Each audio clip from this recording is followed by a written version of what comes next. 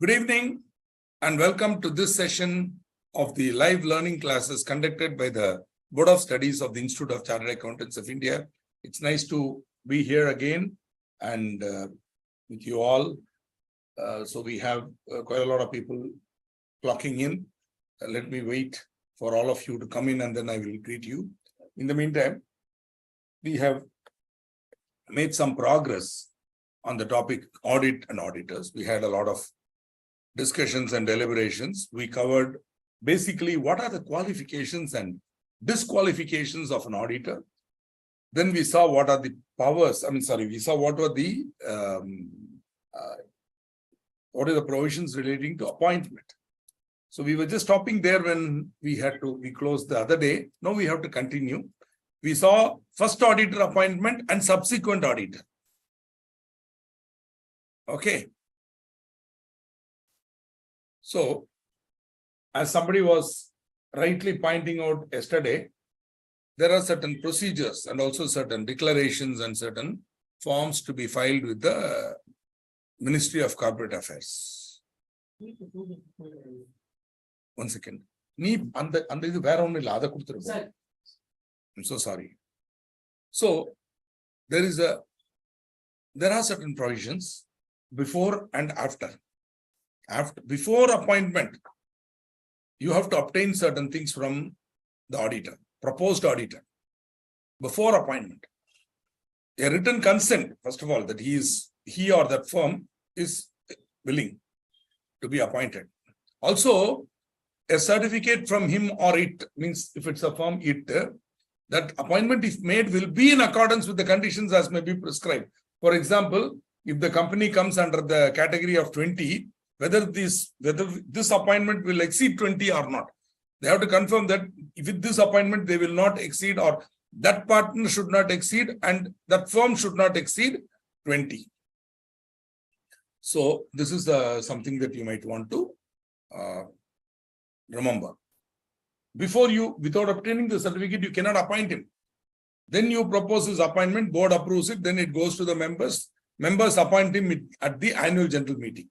Normally, 99.9% at the annual general meeting, it is an ordinary business. Later on, when we come to management and administration, I will tell you types of business. And say at an AGM, appointment of auditor, reappointment of auditor is a appointment or reappointment of auditor is an ordinary business, standard business, which will be normally done in that.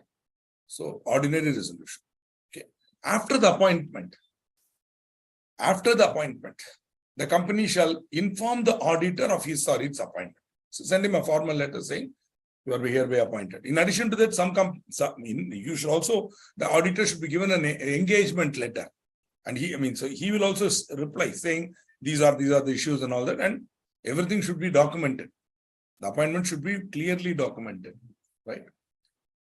And also, in addition to that, the company should file a notice of such appointment to the registrar within 15 days of the meeting in which the auditor is appointed in form ADT 1. So, the minute you appoint him at the AGM, within 15 days, you have to file form ADT 1, which will give you information about auditor. See, this serves a dual purpose. One, this confirms that the company has an auditor, because no company shall be without auditor, right? The consequence is central government will appoint. Therefore, no company shall be without an auditor. 1. 2, this will also keep track of 20 companies so that they will know whether any auditor is exceeding his 20 category or not. So that is why we have to file form ADT 1. For the purpose of this section, appointment includes reappointment. Just as we said, dividend includes interim dividend.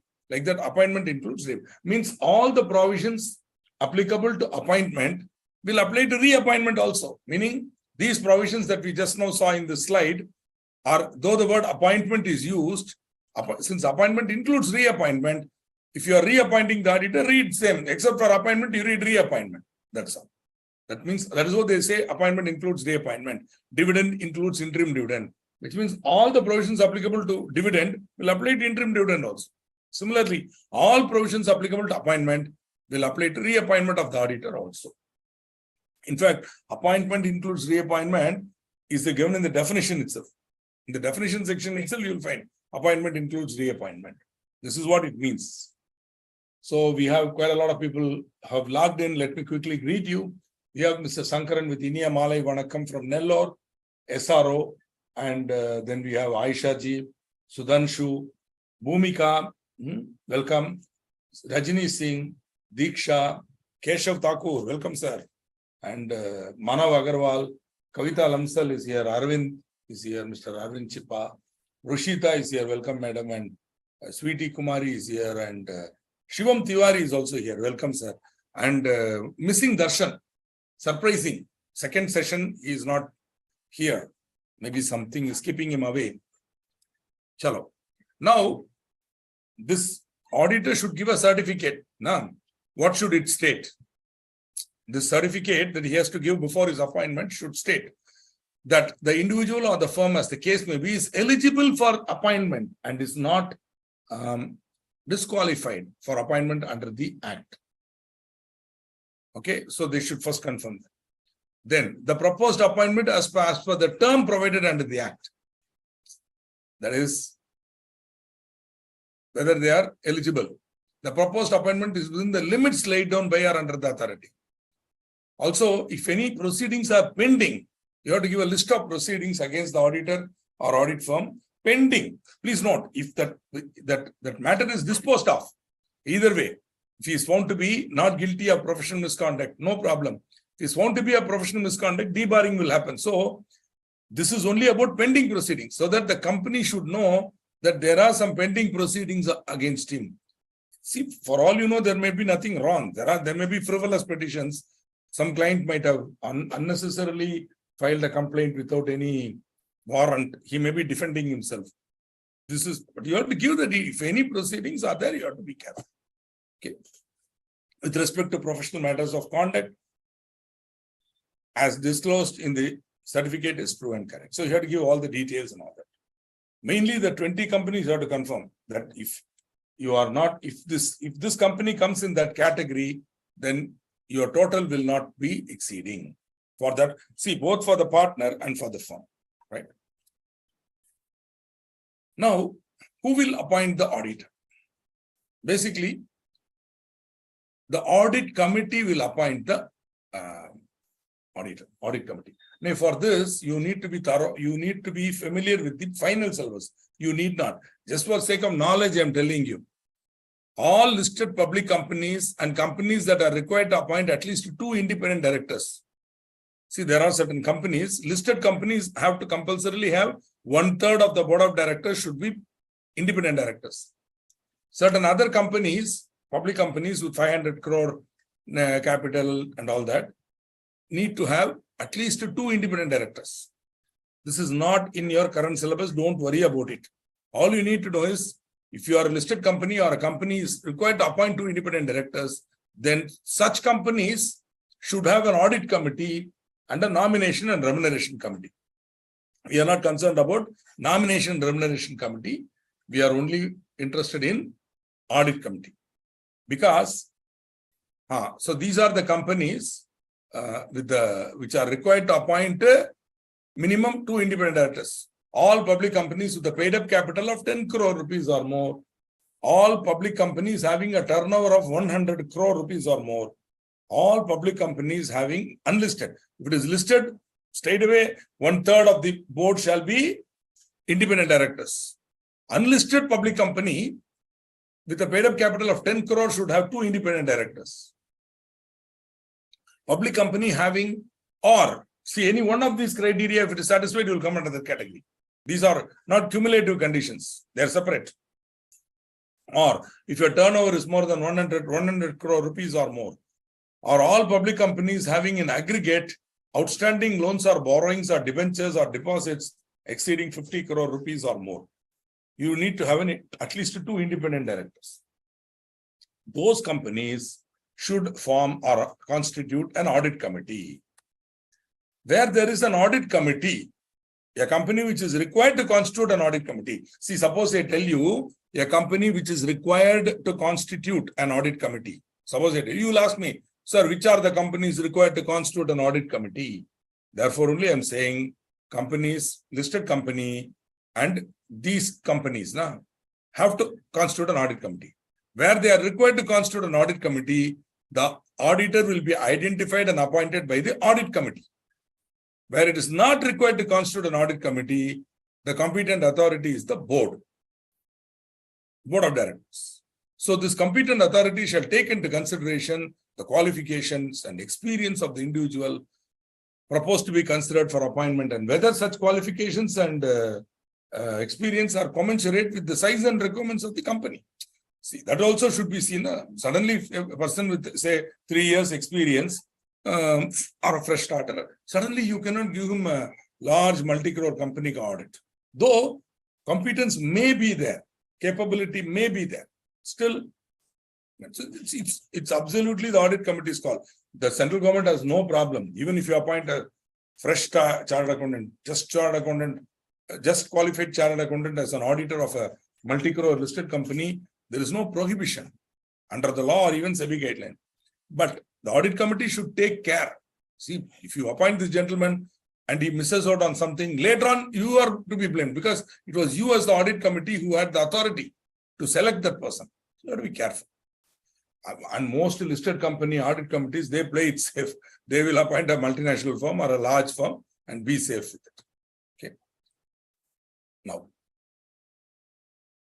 the audit committee should have, or the competent authority, whichever it may be, shall have regard to any order or pending proceeding relating to professional matters of conduct against the proposed auditor before ICI or any competent authority or any court. See, if you remember, NFRI can also take up professional misconduct matters. So that also may have to be considered. It may call for such other information from the proposed auditor, for example, experience details, types of things. So long as that the auditor can give details, but he cannot reveal anything which is confidential in nature. Any confidential matter which he has obtained in the course of his audit, he cannot reveal. But names of the clients he can give. We are auditing, we were the auditors of these clients, you can give. But beyond that, I don't think you can give. Any public information about that client you can give. But you cannot give any confidential information. They can, even if they call for, you cannot give it.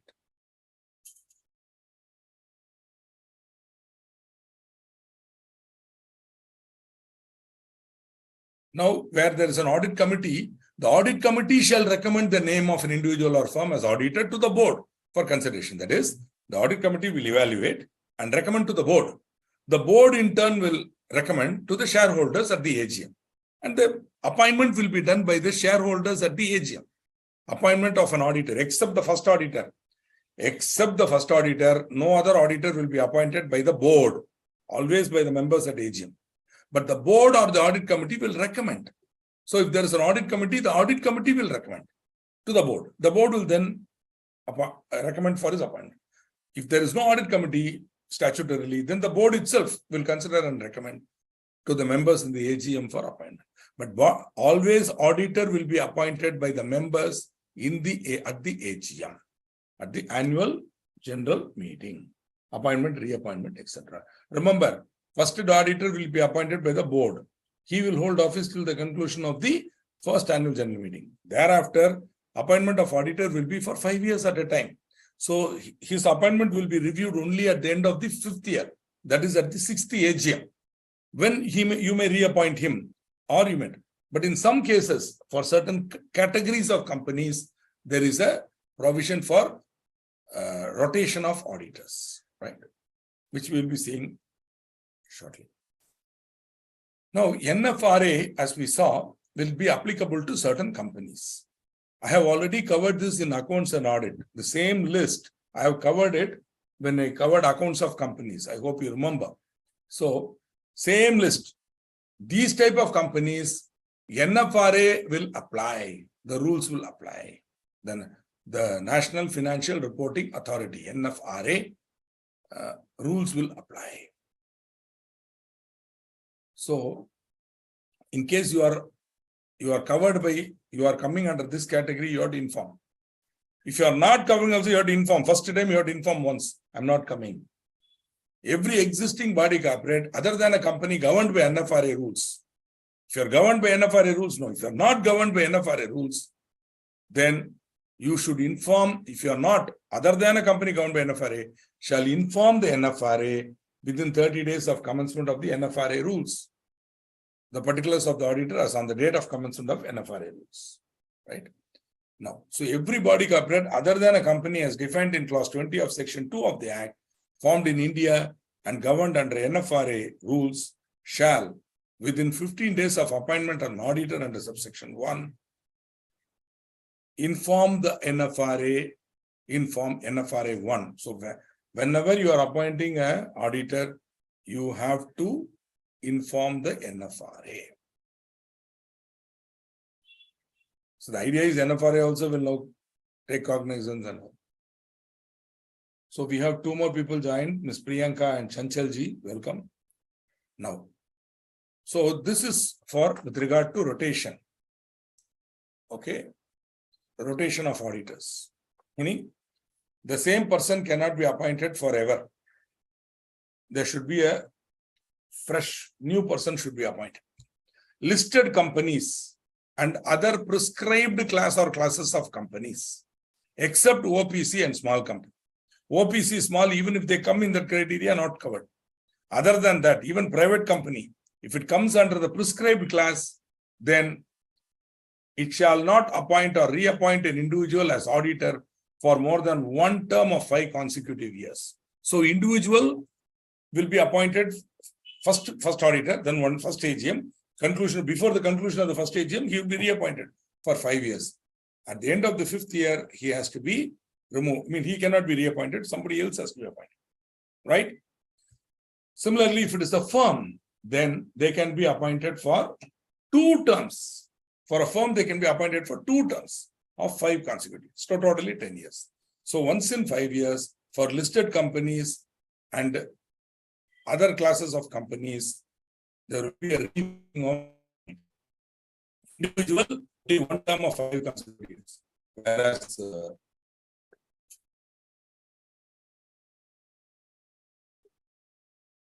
firm, 2 terms of 5 consecutive. See, the word body corporate, we already saw it. Okay. This 220, I have already covered it. If you remember, it's a company incorporated outside India. 220. See, the word body corporate is wide enough to include company incorporated outside India. Okay. Other body corporate other than company, you know that. LLP, Limited Liability Partnership, body corporate other than company as defined in 220 is body corporate. Sorry. 220 is body corporate. I think 218 or 19, you check it up. Company incorporated outside India is a body corporate. Okay. You can check it up and tell me. I'm a little confused on the section numbers. But say body, I think 220 is the definition of foreign company. Company incorporated outside India. Body corporate is a wide term. Body corporate is a wide term. It includes company. It includes company incorporated in India. Company incorporated outside India. It does not include trade union. It does not include cooperative society. So there are a lot of body corporates. You have a lot of body corporates. Like for example, LLP is a body corporate. Okay. Other than company. Oh, okay, happy, Mr. Tiwari, Mr. Shivam, happy? You got your answer? You know, when you ask a question, not only Shivam, anybody else, whenever you ask a question and I give an answer, and if you're happy, just to confirm that there is some problem with the connection, just bear with it. It will get corrected. Have patience. Earlier it was correct. Now, see, it's a little raining in the location where I am. So weather is not good. So there is some sort of a thing. Okay. Connection is good. I have no problem with connection. So kindly bear with that. Little bit, I will repeat also if you want. But don't. Okay. Good. Now, we saw listed companies. prescribed class or classes of companies. What are they?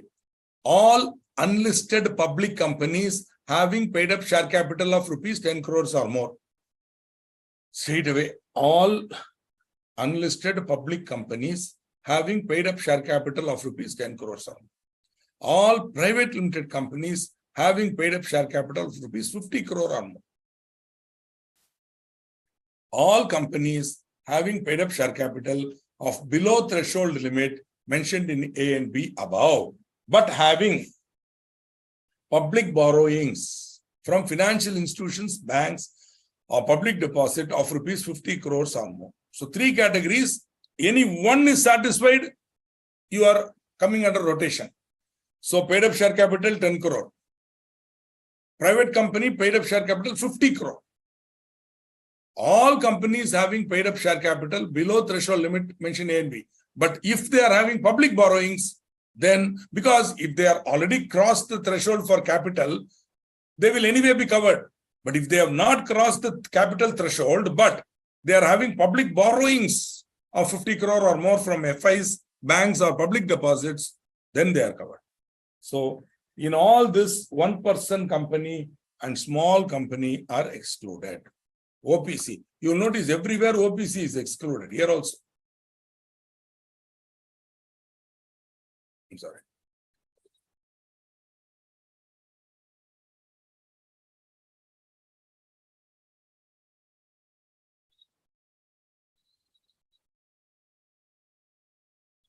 All companies except one person and small companies are covered. OPC small, even if your paid up capital is more than 10 crore, 50 crore, because OPC will come under private. Small company will be private. Small company cannot be a public company, only private.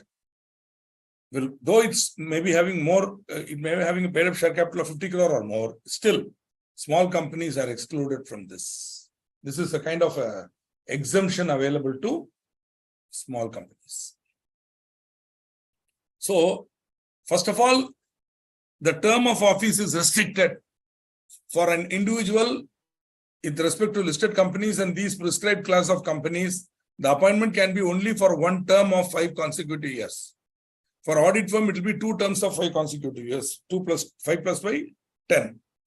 After this term is completed, when the auditor has completed his term of 5 years or 10 years, individual after completing 5, audit firm after completing 2 terms of 5, they will not be eligible for reappointment as auditor in the same company for 5 years from the company's term. For 5 years, you cannot reappoint him. Whatever, okay? If he has completed his term, then he shall not be eligible for reappointment as auditor for 5 years from the completion of his term. Okay. Now, somebody has a brilliant idea. They say, okay, this audit is mine. I only bought the audit. I am now member of ABC and Co firm. ABC and Co firm, where I am the auditor A. Now I will 5 years I will have in this firm. Then firm has to change now. No problem. You change the firm. I will become partner of XYZ and Co. And XYZ and Co will be appointed as auditor. Can we do that? Where an audit firm having common partners to the other audit firm whose tenure has expired in a company immediately preceding the financial year shall not be appointed as auditor of the same company for a period of 5 years. So if there's a common partner, that is, this guy is common in both firms, the other firm cannot be appointed. So here's a case where Ram, Rahim, Robert and Co is a firm of chartered accountants with 3 partners, Ram, Rahim and Robert. Robert is a common partner. That is, he is partner in Ram, Rahim and Robert, also in Robert Associates, which is an LLP. Now, Ram, Rahim and Robert Co was appointed as auditor of a company, Rainbow Detergents Limited, for 2 consecutive periods of 5 years. After that, from year 2016 to 26. Now the company wants to appoint Robert Associate as its auditor. Can they do so? No, because there is a common partner, Mr. Robert. Therefore, that other firm also cannot be appointed.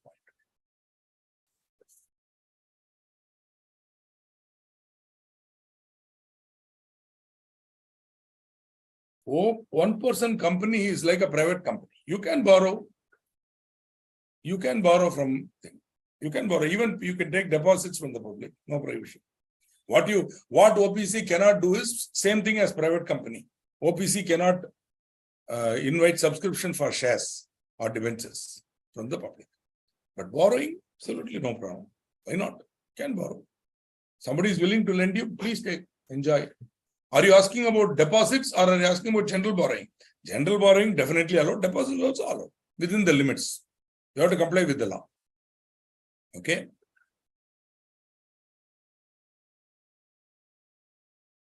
Is a limited liability partnership with CAM and CAN as partners. Is this firm, M&N, okay, or whatever, Lemon and Company, Lemon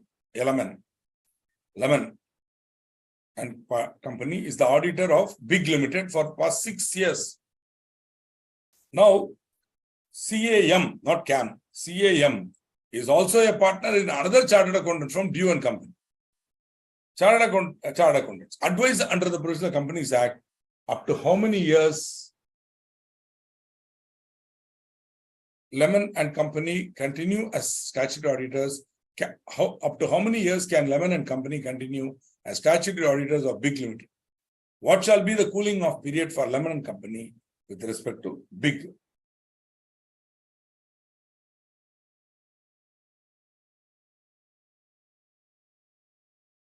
Okay. Good. Thakur is answering the earlier question. Yeah, instead of wording it that way, no, Keshav Ji, why don't you look at wording it slightly differently? First of all, the reasoning you have to give. Why Robert and Co. cannot be appointed? Why Robert Associates cannot be appointed? Because there is a common partner. So that you have to mention. Robert Associates cannot be appointed for detergents because there is a common partner, Mr. Robert, with Ram, Rahim and Robert, who are the former auditors. So Robert Associates also cannot be appointed for 5 years. So instead of saying if company do so, this will happen after 5 years, no need. You say there will be a cooling period of 5 years, after which either Robert Associates or Ram, Rahim, Robert can be appointed. Slightly, what you have written is not wrong, slightly. Okay, how about this? Up to how many years can Lemon and Company continue as statutory auditors? Being a firm, it can go up to 10 years, 2 consecutive periods of 5 years each. After that, there will be a cooling period of 5 years for Big Limited. Can Dew and Company be appointed as statutory auditors of Big Limited and its another subsidiary, Dark Limited?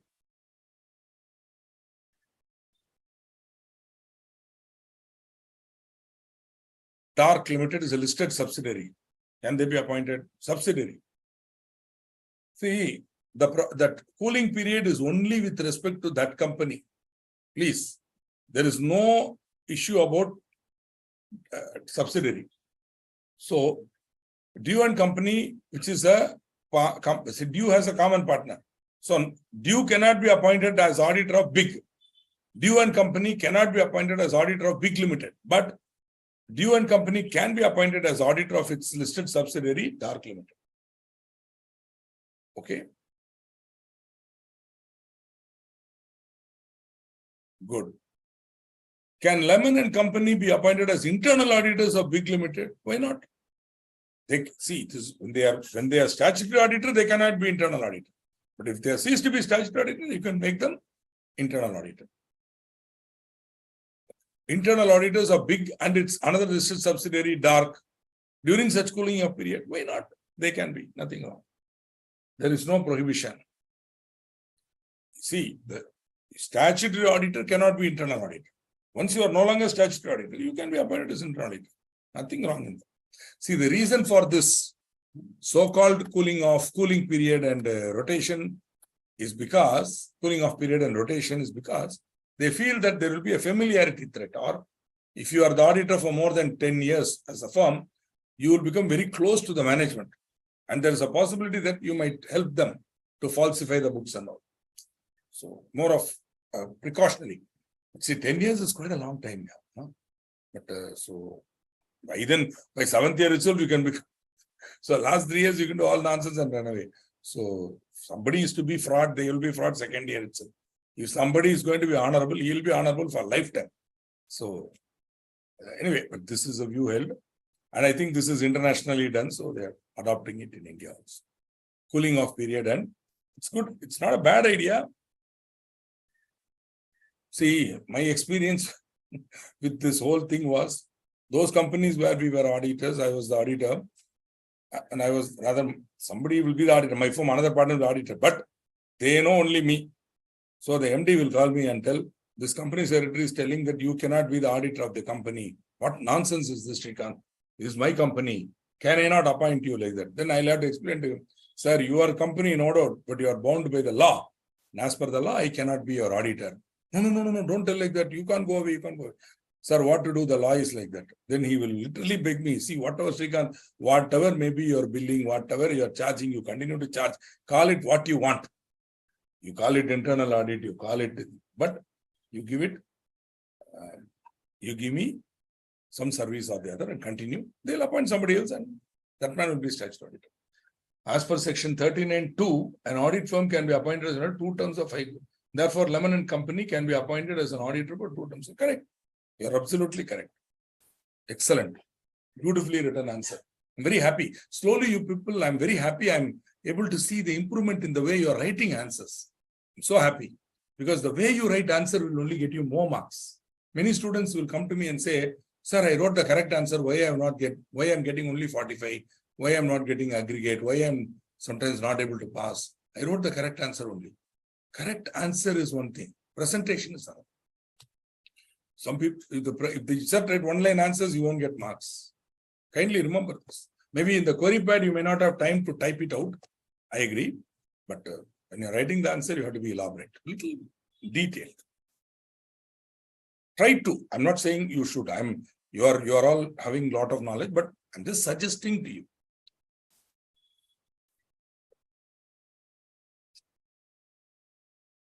ABC and Company is an audit firm having A, B, and C chartered account.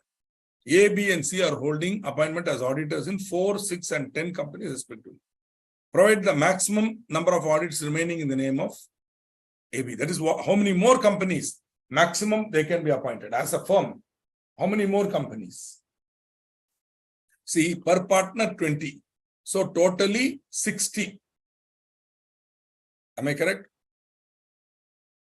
Whereas they are only in 4 plus 6, 10 plus 10, 20. Another 40 companies they can go.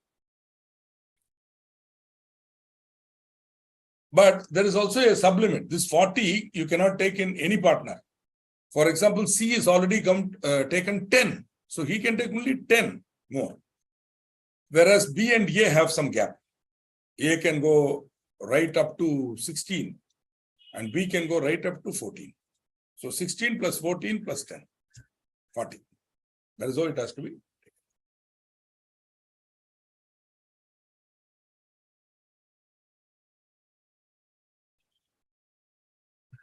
Madam, see, you are asking a question to me or to the Ministry of Corporate Affairs, Aisha. Aisha, madam, this question should be asked to the MCA. If you tell them, they may let them put a prohibition. It's a good idea. As of now, there is no prohibition. As of now, there is no prohibition, madam. What you're saying is correct. There will be a familiarity, but roles are different now. Here he is certifying the balance sheet. There he is only acting as an internal auditor, advising the management on possible internal control weakness and improvement, etc. So the roles are different. So he may perform that role, whatever it is. There will be familiarity. In even 3 years later, there will be familiarity. Okay. So one more thing I'll tell you. Yesterday we were talking about auditor. A person cannot be auditor of a company where his relative is a director. You know that. Yesterday you saw. Relative is a director. My wife's brother is running a company. He is also my good friend. Very close to me. He is my good friend. We have been friends right from college.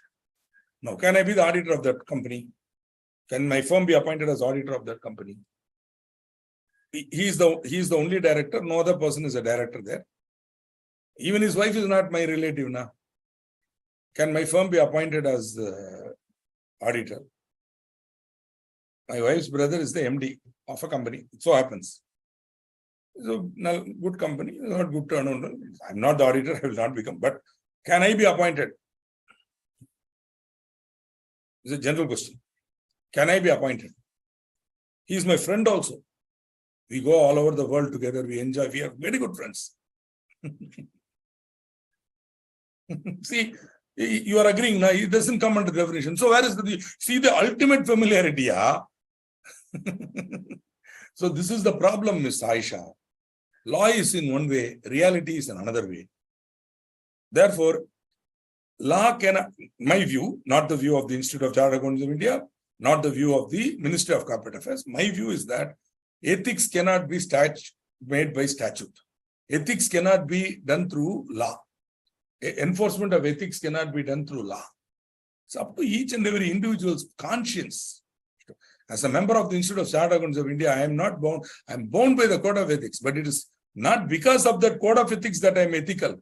I am ethical because I am a proud member of the institute, and being ethical is my duty. Even if the ethics, code of ethics is not there, there are certain basic decencies I will never violate.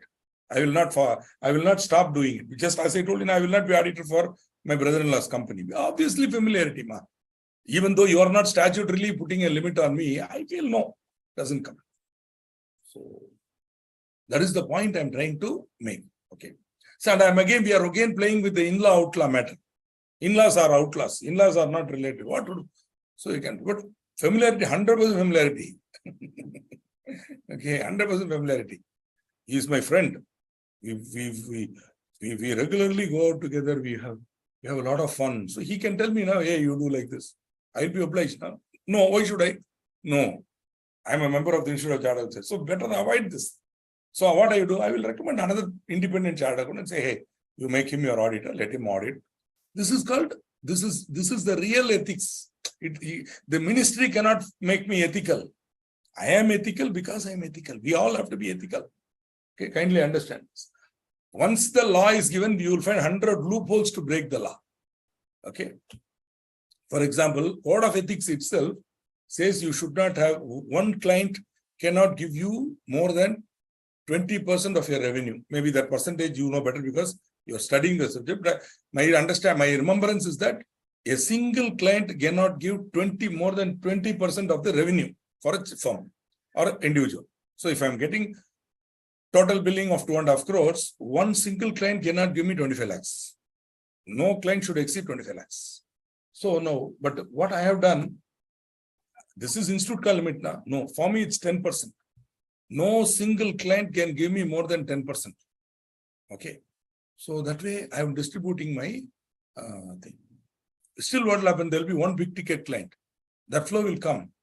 That flow will go up beyond 10. There again the 20%. Then my goal would be to enhance more firms, so that more files, so that he will get diluted. And I will be coming back to that 10%. The idea is simple. If I am, 20% itself is very less. I have made it 10. And every year we will do the calculation and see. But 10 is my target. But sometimes it cannot, because some big ticket client will come 1 year. That big ticket client will jump the ratio. But still, the overall will be high and the number will be high. So that I will be able to maintain my independence. So no single client should be able to influence you. Nobody should be able to influence. No, if a firm is dependent on 2 clients for say 45 to 50% of their billing, loss of that client becomes a problem. So they may be obliged.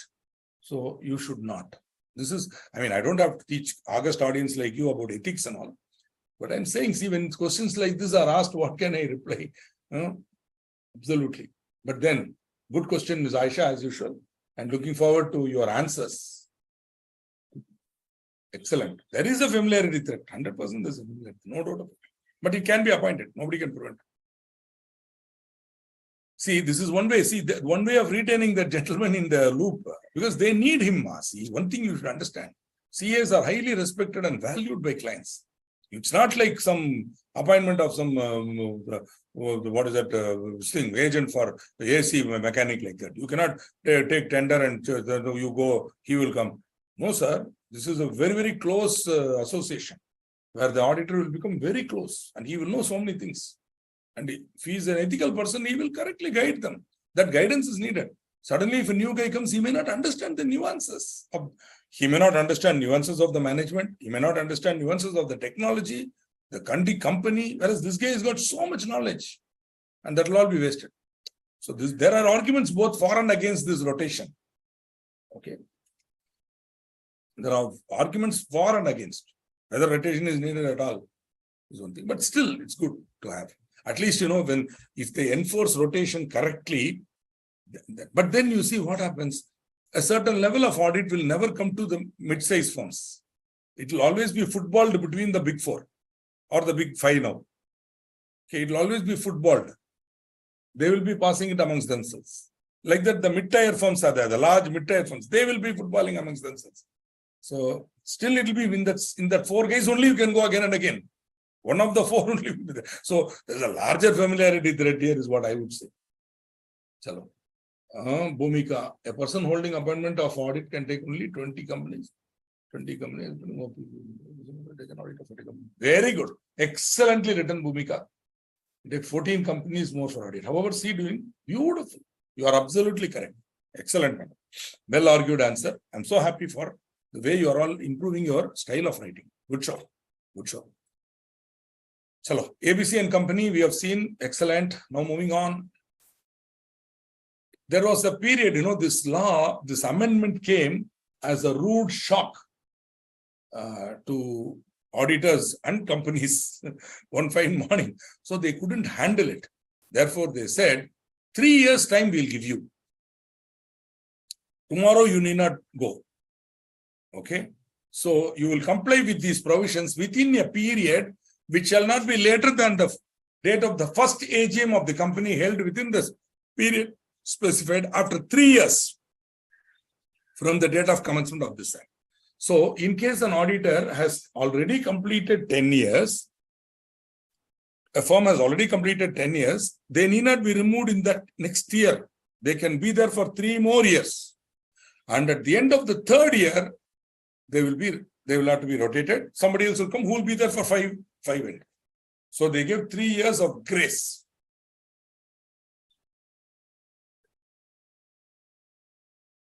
And very good. Varsha makes a very valid point. Since there's an awareness about the company, etc., he can add value. Absolutely correct. Beautifully said. Beautifully said, Varsha. See, there are arguments for and against. That is the problem. It's very, very ticklish.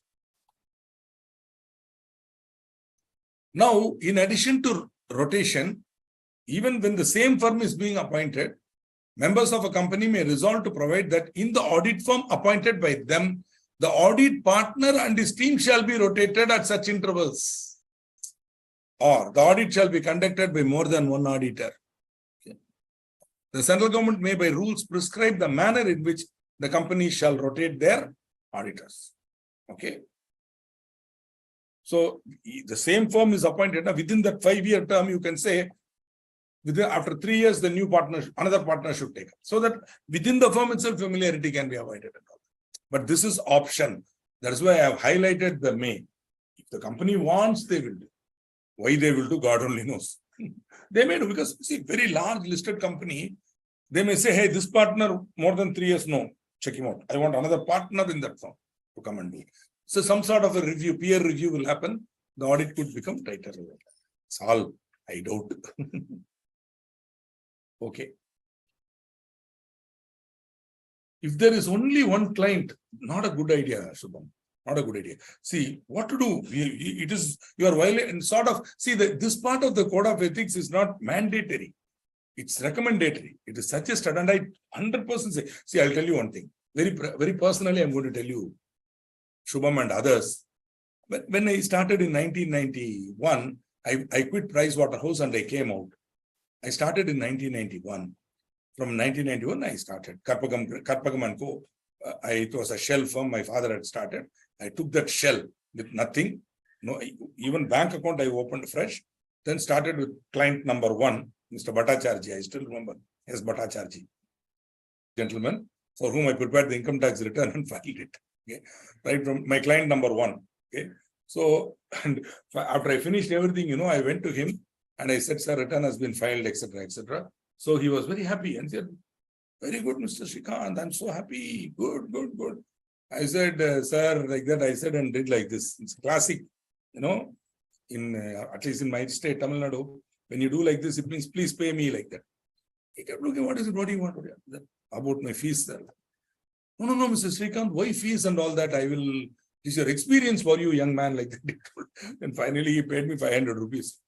After much thing requesting, he said, okay, take it, 500 rupees. Why I'm telling you, then later on, some more clients came. So initially, I could not maintain the 20%. But I ensured that as quickly as possible, I will acquire new clients in such a way that I will increase the number also, and I will increase the ticket size also. So ticket size means fee received from one client is called ticket size. One single client, how much fees is paying you? One single, that's ticket size. I'm using ticket size very loosely. Means, okay, one client ka billing also should go. So that it's a very, very ticklish thing. You gotta keep on, it's a tightrope walk. Like that. So it's a good thing in the long run. When you have only one client, you are as good as employing. You are a glorified contract employee. He will treat you like that. Okay, so better not to have is what I would humbly suggest. In that case, that auditor is recommended to have more clients or surrender this one client and get into employment with that client. Because there's a lot of independence there. This is the only answer I can give you. Better avoid that situation, not have only one client. Should have more than one. Okay. That's why Institute has given 20%. Correctly, Code of Ethics. See, initially, yes, there were about 4 or 5 clients who gave me chunk. Means 4 or 5 clients gave me 30%, 30% or not, 25%, 30%. They were my targets. Obviously, I can't reduce the billing. Yeah, that is not the point. I should increase the number of clients. So that as the number of clients increased, these got diluted. Then slowly, comfortably, they came to 17. Then targeted and we went for increase and then we got it down to 12. Now it's hovering between 10 and 12. Okay. Now, why I'm giving you this personal and private unnecessary information, that is always good not to have one client dependence or few clients dependence. Not a good idea. See, Enron is a classic example. The great Arthur Andersen collapsed because they relied on one client called Enron for their income. Not only in auditing, from other services also. So when such dependence is there, they were obliged to do some falsification of books. And that firm got destroyed. Today, if I'm talking about this firm, Arthur Andersen, you will ask me, who are they? One generation down the line, you won't even remember that there were big 8. And Arthur Andersen was one of the big 8. Then big 6. Okay, Arthur Andersen was still there in the big 6. Right? Then Arthur Andersen collapsed. Like that. Coopers and Lybrand merged with Pricewaterhouse, becoming Pricewaterhouse gone. So it became big 4. Okay. So the point I'm trying to make is, even Arthur Andersen had this problem, dependence on one single client. Can 2 auditors be appointed every alternate year by the same company? Meaning, what you're saying, sir? Oh, you mean okay, let me understand Manav first of all. A is appointed, then next year B is appointed. Then next year A again, no. Why? Because you appointed A now. Then he went out and B came now. Now A cannot be appointed for 5 years. He resigned means he cannot be appointed for another 5 years in that company. Okay, not possible. To some extent, yes. If experience increases, fee will increase, but it is also dependent on the amount of work to be done, the time consumed in that. So it's a function of 2 values. One is time spent, and the other is level of expertise required. See, income tax, Mr. A with say 2 years experience can give one type of solution. But Mr. B with say 20 years experience can give a totally different solution. But the law is the same. It's not that, and maybe awareness of law of the younger man may be more. The younger man may know the Income Tax Act by heart, case laws by heart, but solution comes with experience. So something like that. Right? It happens. It is there in all cases. See, medicine also now. Seasoned doctor, by seeing, he'll tell this is good because he has seen the same case again and again. So whereas a fresh medical will know everything. He will have read the latest pharmacology. He will know latest medicine, latest thing. But the big doctor say, don't give all that medicine, sir. Just prescribe paracetamol. You will be okay in 2 days and you'll go off. Well, will be okay in 2 days. So this is something. Whereas other guy would be prescribing medicine after medicine and creating only more side effects. So this is for your information. Whatever, 1 year, 2 year, 3 year, you send him out 5 years, he cannot be appointed. Then again another 5 years later, he can be appointed. So as well enjoy your full 5 years. Take a 5 years holiday. What do you say? Better, na? See how you are all thinking how to overcome that law. La? All of us are trying to overcome that law. Somehow we want to disobey the law. I'm not saying we are wantedly, but that's a human tendency. There was a, since you guys are there, anyway, I'll tell you one poem. Little later, I will tell you one poem. It's a beautiful poem. Rule 6. The audit committee shall recommend incoming auditor to the board. If no audit committee, board shall recommend to the, we already saw this. Rotation of auditors. In the context of rotation. For the purpose of rotation, in case of an auditor, the period for which the individual or the firm has held office as auditor prior to the commencement of the act shall be taken into account while calculating this. Except that you will get 3 extra years. So if you already done 10, then grace 3 is there. Grace 3. Like that. If you already done 7, you'll have 3 plus 3, 6 more years. If you already done 5, then you'll have another 5 plus 3, 8 more years. So you'll have 3. So that time shall be taken into account.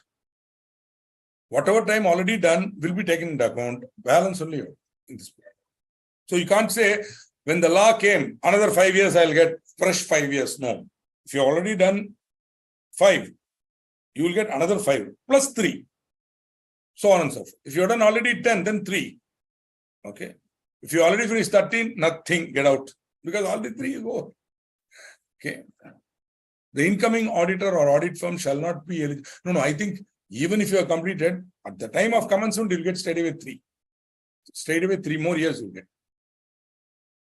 The incoming auditor or audit firm shall not be eligible if such auditor or audit firm is associated with the outgoing auditor or audit firm under the same network of audit firms. See, there is something called network concept by which there may be no common partners, but you will come under a single network, which means clients will be shared. Using the network, they will source clients. And so the network will get clients. For example, the network may get an inquiry from a client in, say, Pune. Then if you are a network audit firm in Pune, that work will come to you. There will be some sharing basis. On some basis, the fee will be shared. Okay. Who is referring, who is executing and all that. So based on that, some percentages will be there. Thank you, Mr. Mano, for confirming that you have got it. For the purpose of rotation of auditors, a break in term for a continuous period of 5 years shall be considered as fulfilling the requirement of rotation. If your partner who is in charge of an audit firm and also certifies the financial statements of, see, boss, if you are going for 3 years and then going another 5 years, you cannot be. Then again, you can come. Okay. If your partner who is in charge of an audit firm and also certifies the financial statements of the company retires from the said firm and joins another firm of chartered accountants, such other firm shall also be ineligible to be appointed for a period of 5 years. See, in Robert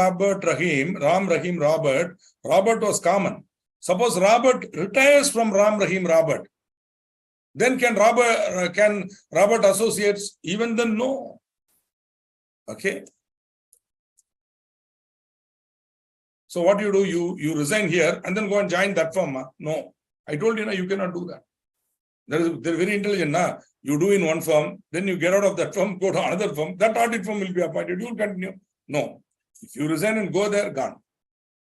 No partner should go from here to there. Then they cannot be appointed. Suppose Sir Ram is employee of a company, AB Limited, and he's chartered accountant. can resign from AB Limited. Suppose Sir Ram is employee of a company AB Limited and he's chartered accountant. Can he resign from AB Limited and do? Yeah. At the time of appointment as an auditor, you should not be an employee. Disqualification is an employee cannot be appointed as auditor. You cease to be an employee, you're an independent man now. You can be appointed next day, ma. Why not? Enjoy. That grace period of 3 years was given only at the time of commencement of this act. When they bought this rotation thing, people got mad because so many things, suddenly you cannot come and say change the auditor. So it's at that time they gave it. Abito nahi. Now onwards, 5 years over, get out, another 5 years, holiday, come back. Form means 1 5, another 5, get out. Then come back again. So 5 plus 5, 10, you will work. Then 5 years schooling, 15 years. So again, you can go another 10 years. This is how it has to be done. So in fact, what happened most, we had about 6 clients who were in this category. 6 clients. So in all these cases, we waited for 5 years. Now we are being reappointed.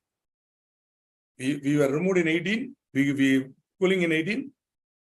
But what happened now? Other firms are there which were needing. There they called us. So we lost here, we got. Then again, these guys are eagerly waiting. They are making us tax auditor, internal auditor, keeping us there, waiting 5 years. Sir, 5 years over, sir. You come back.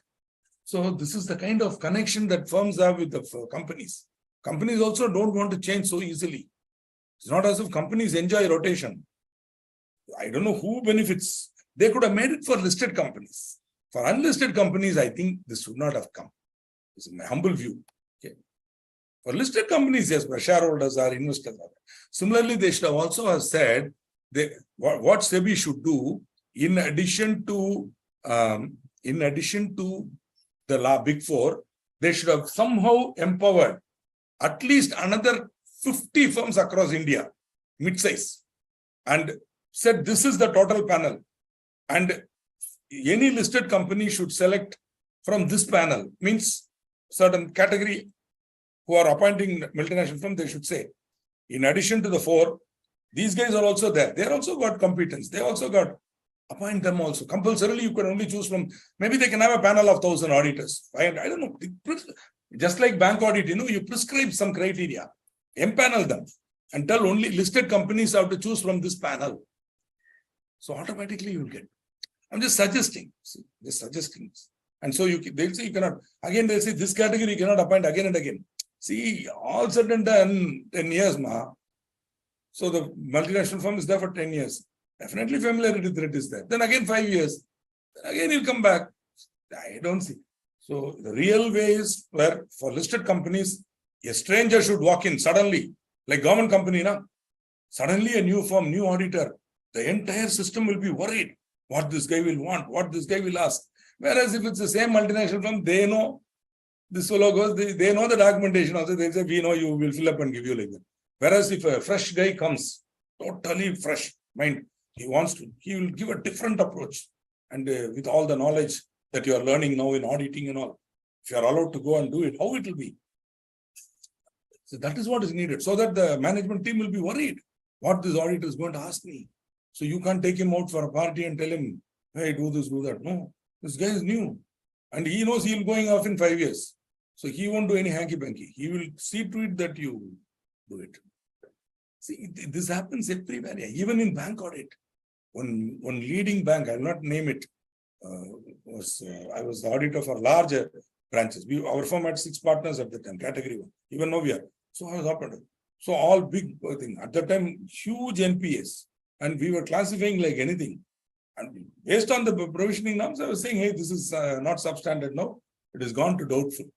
And because of that, that branch is losing heavily in provisioning. So the zonal manager calls me and he says, Mr. Srikanth, you are a young man. At that time, I was a young man. You're a young man. Think about your future. You don't do this now. Ignore it. And here is a sanction letter, no name, for 2 crores. At that time, 2 crores was huge, big amount. 2 crores, straight away you take it and you do whatever you want. You give it to any client.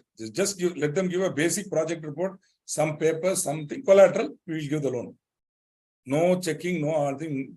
Let him take it and go. Later on, property is there. Almost like mortgage loan they were giving. No questions asked, no project evaluation, nothing. You can take it. Blank. But you do what I say. I said, my dear friend, you have misunderstood me totally. No, you can't talk like this. You are a young man. Late, I'm a young man. I want to become an old man in peace. When I become old man, I should have guts to talk like this and explain and share this experience with others. I should not be the guy who took your money. And see, the idea was, I will take the 2 crore sanction letter, go to some client or some third party who needs money. I will bring him. Then that fellow will give me commission, 5% like that of the 2 crores. He'll give me commission. So instead of directly giving me something, these guys are giving me an opportunity to earn money from elsewhere. And for that, I'm obliged to do what they want. I said, no way, forget it. It's not going to happen. He got very angry. You can say, he said, I can spoil your future. I said, look here, you cannot do anything. Neither this nor that. Okay? Neither this nor that. You cannot, you blow anything, you cannot destroy. Because my future is mine. What I'm going to do is what I'm going to do. You cannot spoil like that. Why I'm telling this experience to you, my dear friends, there is always a dharma shankatam. There is always a conscience check. Ethics is something that you cannot statutorily enforce. Statutory enforcement, not possible. It is a human thing. You ought to be, it has to be here. Value systems have to be here. If that is not inculcated in your heart, the law cannot make you honest. The law cannot create honest people. On the other hand, the law will create dishonesty. By these people will try to overcome the law. Thereby you will create dishonesty. See, if you want to control drinking, stop prohibition. Because the minute you bring prohibition, there will be huge black market for illicit liquor. Stop. People who want to drink will drink. People who don't want to drink will not drink. Prohibition is not going to help anybody. Merely because you bought prohibition, the drinker is not going to stop. Now you are making him a criminal also. So this is the problem. I mean, this is my view. So law cannot control. Making laws cannot control things. Criteria for rotation of auditor is same for both other than government. Hey, no. Hello, brother, madam. Government company auditor is appointed by C&AG, ma. No rotation. What rotation? Every year it will be changed. They are appointed by C&AG. You remember? The government company auditor, just showing you, appointed by CAG, and that too, they will hold office only until the conclusion of next AGM, whereas our fellow non-government will hold for 5 years. Government only 1 year. Usually they will appoint, but every year they will reappoint. Every year CAG has to appoint. But what the general rule is, once a firm is identified and appointed, they will be continuing for at least 3 years. Or else 4. After that, automatic cooling. CAG rules are there. Bank audit also, automatic cooling. If you have been for 4 years, 2 years, no audit. Straight away cooling. Okay. So this is how, so that is the criteria for government audit. Clear, madam? No need for this. This is only for non-government. Okay. Good questions. Moving on. This rotation of auditor is seriously boring. So now we have finished appointment of auditors. Very good. Now, vacancy. Means removal. Going out of office. First category is casual vacancy. We already saw the term casual vacancy when we discussed disqualification. When the auditor acquires any disqualification, that will be treated as a casual vacancy. Casual vacancy means vacancy which happens in the ordinary course of life, casually. So I am wearing slightly formal shirt. So inside I am wearing t-shirt. That's a casual dress. Casual means casual. It happens without planning. You understand? It's casual. Means no plan, unplanned. Suddenly the fellow dies. What can we do here? He was the audit. He is happy. He is doing very well, exercising every day. No bad habits, nothing. Fellow dies. What to do? Casual vacancy. Okay. Goes mad. Casual vacancy. Resigns. Be careful. Other types of casual vacancy, board of directors can appoint. So first we'll see other than government company. Other than government company. Any other type of casual vacancy, like becoming disqualified, dying, going mad, whatever. Anything other than resignation, the board of directors can appoint the auditor in the casual vacancy in 30 days. That auditor will hold office for till the next AGM. Conclusion. Thereafter, the members have to appoint. But casual vacancy due to resignation, the approval of members is required at a general meeting convened within 3 months of recommendation by board, and such auditor to hold office till conclusion of next AGM. So, whatever it is, when casual vacancy appointee will hold office only till the next AGM. In case of resignation, board cannot appoint. Only members can appoint. Can you tell me the reason why resignation alone, they say, you have to go to the general meeting. Within 3 months of recommendation, you have to go there. And that auditor should be appointed before by the members. Why only resignation? In fact, for resignation, you have further procedures also. Because the resignation of an auditor could be because this guy feels that it is not worth certifying their balance sheet. He may have a reservation. Instead of qualifying, he may resign and go. In a way, resignation, yes, management could have done something fraudulent, or they might want some window dressing, or they might want him to do some small tweaking, which he's refusing to do. So they are forcing him to resign. Quietly, the board of directors appoint their own friend who will do whatever they want, like that. So to prevent that, they say, go to the members. But of course, in the case of closely held companies, it doesn't really matter now, because the board only will become the shareholders. The same guys who are sitting in the board, they will be holding the shares also. So they will, but as such, if there is a resignation for a listed company, resignation of an auditor is public matter. It will be reported in the press. For example, if I remember right, I may be wrong, you can check me, but I think I'm right. There was the company, listed company for the gym company was there. No, what is that guy? There was a company that was maintaining gym. I think Pune-based company, gym and all. They were into gyms. And the Talwakers. Talwakers was a listed company. It's a listed company. So there were huge problems in Talwakar. You can read about it. It was reported. You can Google it. They're huge. And I think Dandekar was the auditor. They refused to sign. They resigned. So that is a serious thing now. Why? Because accounts are such a mess. So they're saying, better you leave me, I'm going. Resign. You cannot prevent an auditor from resigning. Okay. Sometimes, see, in many, I'll tell you how. I'll tell you one more thing.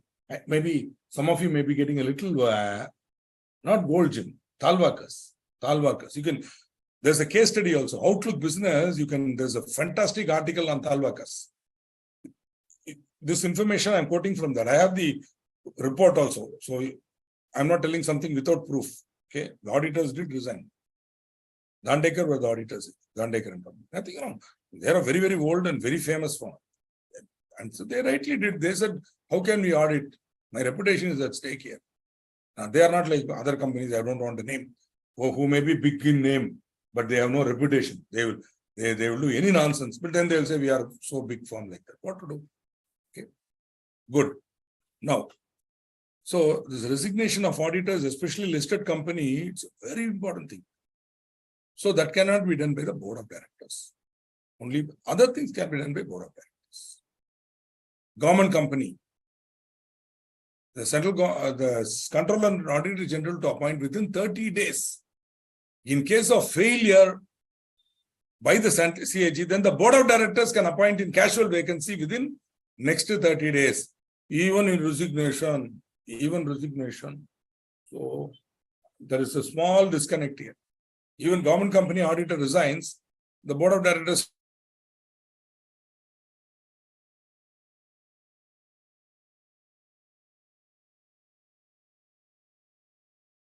I don't know why it's skewed like this. Earlier, such distinctions are not there. Straight away, any company, casual vacancy, other than resignation, board can appoint within 30 days. Resignation, company to appoint. Okay, is the way it is. Yeah, Talwakar is there. It's a famous gym. I'm not saying they had financial problems. They expanded. They went into clubs and all, and they invested money there. Just like, your what is that great buy juices having problems. It's all common. I'm not saying they're doing anything fraud. It's a financial problem. They had financial problems, cash flow issues. Maybe they are now trying to do a financial restructuring and getting out of their problems. The report I'm talking about is a little dated, 22, I think. I'm talking about 22, not 22, 19, 2019. If I remember right, 19 or yeah, 19. Now, a retiring auditor may be reappointed. Please be careful. If 5 years is over, individual cannot be reappointed. 10 years is over, firm cannot be reappointed. If the rotation of audit criteria is not there, if cooling period is not there, then only this section will apply. Okay. So a retiring auditor may be reappointed at an AGM if he is not disqualified. He has not given the company a notice in writing of his unwillingness to be reappointed. And a special resolution has not been passed at that meeting, appointing some other auditor or providing expressly that he shall not be reappointed. So if you want to appoint a person other than the retiring auditor or expressly resolving that he shall not be reappointed, you will be seeing very shortly. We will be seeing it today, I hope, where you will have to, if you want to do that, you have to serve special notice. You have to serve special notice. And after that, that's based on that special notice, you have to, at the meeting, you have to pass a special resolution. If such a resolution has been passed, then no automatic reappointment. But if such a special resolution has not been passed, that the auditor shall not be reappointed, then he can claim automatic reappointment or deemed reappointment. Okay. So, but this is subject to cooling. Suppose the rotation of auditors applies to that company and cooling is there, then he cannot claim. Other than that company, he can claim. Where at any AGM, no auditor is appointed or reappointed, the existing auditor shall continue to be the auditor of the company. Again, I'm telling, this is subject to cooling. If cooling is there, he cannot. Where a company is required to constitute an audit committee under section 177, all appointments, including the filling of casual vacancy, shall be made after taking into account the recommendation of such a committee. Now we move on to removal of auditor. Removal of auditor. 3 methods are there. Removal of auditor before the expiry of term of office. 141, subsection 1, read with rule 7. Or removing him at the AGM. When he is coming up for reappointment, don't reappoint him. Appoint somebody else. Or expressly resolve not to reappoint. In cases of fraud, special category, where the auditor has been guilty of fraud, collusion, then there's a totally different method of removing him. First, removal of auditor before expiry of term of office. You appointed him, work is going on, but you find he is inefficient, incompetent, irregular, something, you want to remove him before the expiry of term. But remember, this is a double-edged sword. You may try to misuse it also, no? If the power is given to the board to remove the auditor before expiry of term of office, they may misuse it. They may use it as a threat. Therefore, if you want to remove an auditor before the expiry of his term of office, there is an elaborate procedure. If you want to remove an auditor before the expiry of term, meaning 5 years, if you have appointed him for 5 years, now you are saying no, whatever it is, a board meeting is to be held to decide about the removal of auditor under section 139 and then authorizing the filing of application to CG. So you want to remove the auditor before the expiry of term, you can't do it unless you go to the central government. You have to make an application to central government. The application is to be made in form ADT2. ADT2, Audit and Auditors form, na? Audit and Auditors. Na? So ADT2. Within 30 days of passing of board resolution. So you want to remove an auditor before the expiry of his term of office, then hold a board meeting. At that board meeting, you pass a board resolution. Then within 30 days, apply to the central government in ADT2. Central government will give an approval. Okay. Before giving approval of the CG will give the auditor an opportunity, a reasonable opportunity of being heard. This is called audi altram partem. See, you are the board of directors. You want to remove Mr. X, who is the auditor. You're going to central government and cooking up some story and saying X is a bad man. He's not coming regularly. He's not doing his audit properly. Some blah, blah. Now the central government will call this guy and ask him. So he may come out with documentation. He may say, look here, I have verified all these things. More importantly, I have discovered this type of discrepancies. I have reported it to them. These guys are not agreeing. They don't want me to tell anything wrong. Therefore, they are now removing me. He can say that.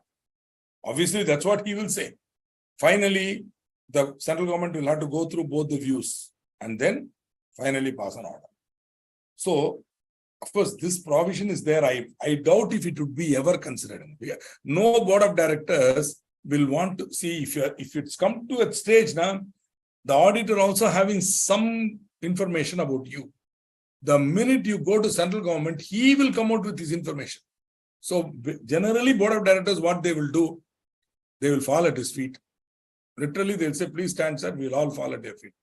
Please, sir, and don't mistake us. You are having so many ethics and all unnecessarily. We are unable to cope with you. We have located another gentleman who is more amenable to us. Kindly resign. Kindly resign. Please, whatever any work you've done, you charge me some fees, I'll pay you. For the work done already, if you have some time spent, I'll pay you. Kindly resign. Please go. Minimum, humble request. So this auditor also will see why create trouble, because my reputation is also there. I should not be seen as a cantankerous auditor. So here is my resignation. Better, why did I take this audit like that? He will think, but what to do with it? So they may then appoint somebody else. How that man will certify, that is not my problem. Here's my resignation. Take it. You, within 3 months, you hold a meeting, you appoint him. If he is willing to oblige you, let you go on. This is how usually things will. I've never seen the board having the guts to go to the central government, because it's a double-edged sword. You go there, removing the auditor, he will come with this information. Minimum, he will show, these are all the matters I have pointed out in my audit. These guys are not given a reply. Now, they want to avoid that. They want to take somebody else who will be amenable, and they are removing me. That's a shame. It will be reported in the press, and the company's name will be affected.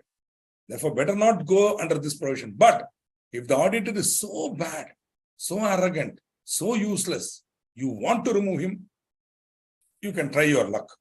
If the central government is satisfied that the auditor is doing something wrong or delaying or wasting time, then the central government will give the approval. Then you have to pass a special resolution.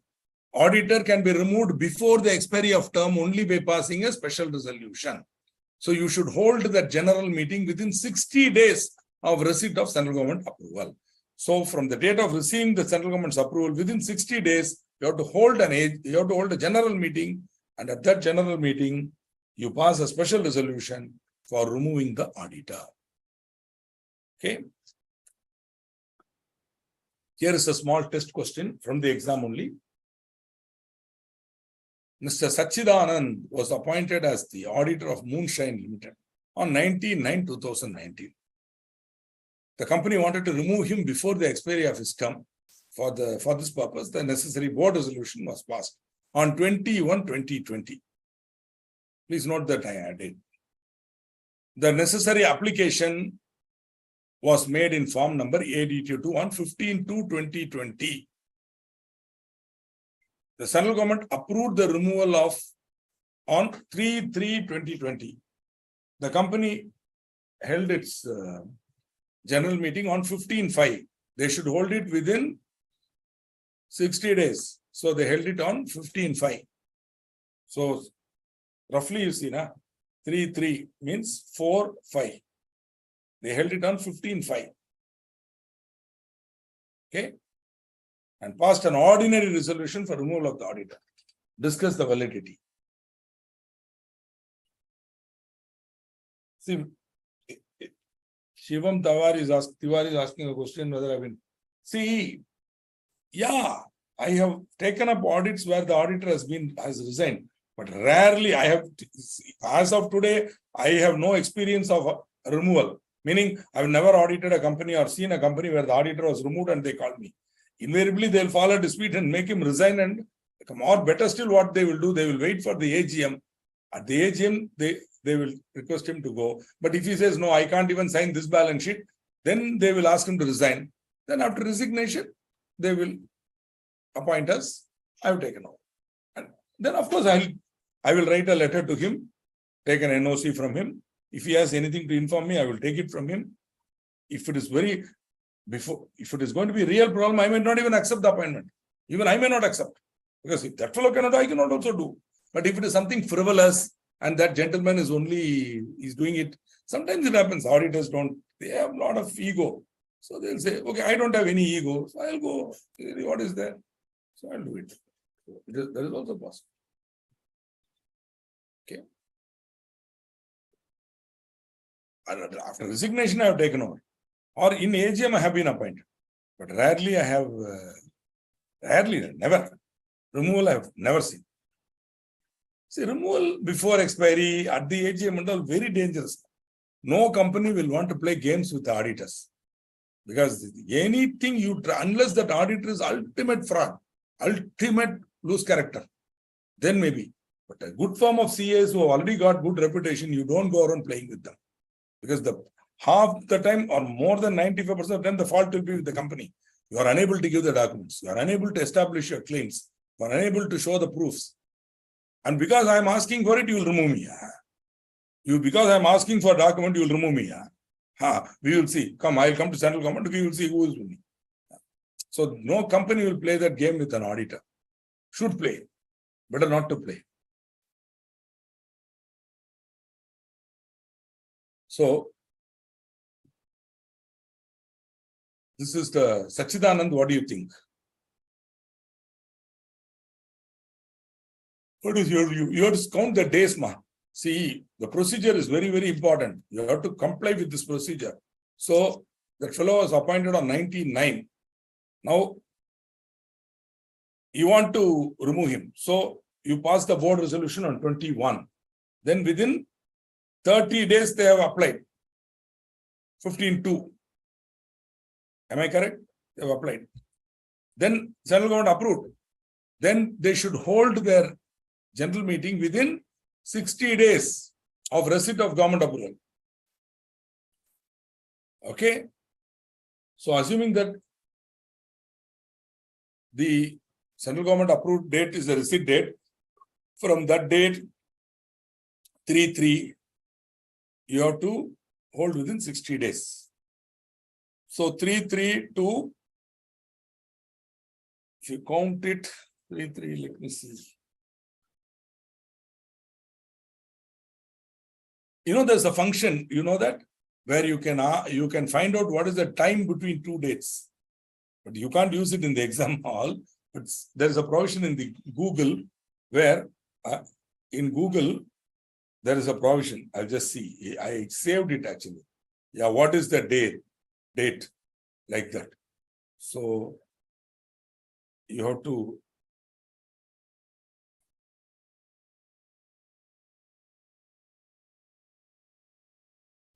you can find out. If you ask, it will give you. Go to Google and say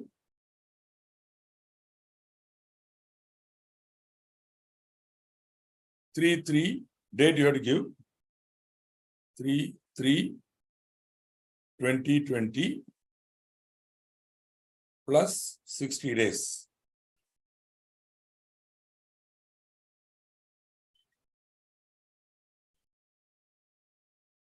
$60 days from March 3, 2020. It will calculate and tell you.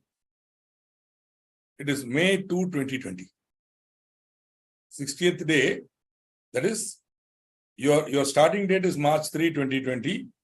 The 60 days later would be May 2, 2020. That is, on May 2, 2020, you have to hold 60 days. Okay, May 2. When they have held? On 15/5. And that too, they have passed a ordinary resolution, not a special resolution. Okay. See how Google is giving so many methods for lazy people like me, who don't want to count the number of days on the calendar. Instead, they are giving me an app. I simply go to Google and I got. Okay. If you want both days inclusive, then you should add one more. But you remember from your General Classes Act, you should not include the day on which you are starting. So that means 3 cannot be included. The next day you have to count 60 days, you will get 2/5. Whereas they have held it on 15/5. So now let's see what Manavji says. Manav says, as per provision of section 141, the auditor can remove only after approval of central government after giving a reason of the How was such removal can be done by a special at an AGM held within 60 days of the order of CG. In the given case, the AGM was held after 60 days and also only an order resolution was passed. Hence, the removal is invalid. Beautiful, Manav. Excellent. Beautifully worded answer. Oh, wow. Everybody is giving you. Wow. Hey, boss, I can't read all your answers. Yeah, but Aisha, as usual, very well argued answer. Therefore, final conclusion also is that. Therefore, Mr. Sachidanand cannot be removed as not complied with the provisions of 141. Beautiful. You're all 100% going to get more than 60. More than 60, sure. More than that. How much only you have to find out now? 60, sure. Okay. 60, sure. Okay. Good. I'm very happy. This is how you should be interested. This is a difference between, I'm going to be very frank with you. There is a difference between CA students and other courses. I'm sorry to say this. I'm a faculty for, I don't want to mention any other name. I'm faculty for the institutes of other courses also. But there the students are not serious. They're casual. Whereas CA students, they're very serious. They're focused on clearing the exam and becoming member or getting a job, going on with their career and life. This type of clarity and focus is something we have to appreciate in our students. Rarely you will find CA students behaving casually or wasting time. Yeah, sometimes due to approach, some of us may take a little time to complete and all, but the approach is changed, then they can complete. Like you are now doing beautifully, you are writing answers. Definitely you will clear with 60. Law 60 assured. Take it from me. Other subjects you take care, no. Law assured. Okay. Now,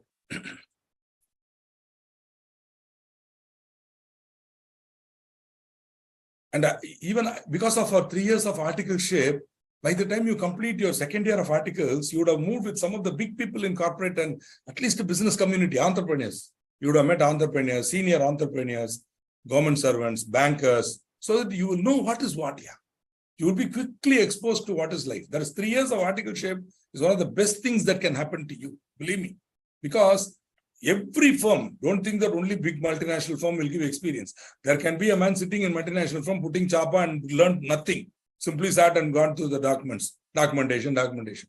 Whereas there could be another guy working in a mid-sized firm or even a small firm, even one audit. In that one audit, this man will learn everything about how your company is run, how documents are, how GST is, and everything he will learn.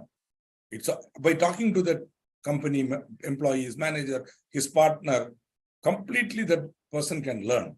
So articleship is something you have to really enjoy and do. Don't take it as a waste of time. It is not.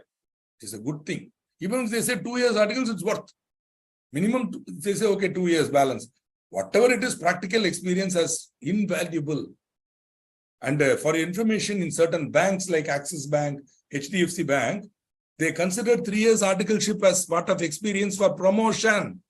While counting your number of years of active employment for promotion purposes, future, they consider 3 years articleship as valid.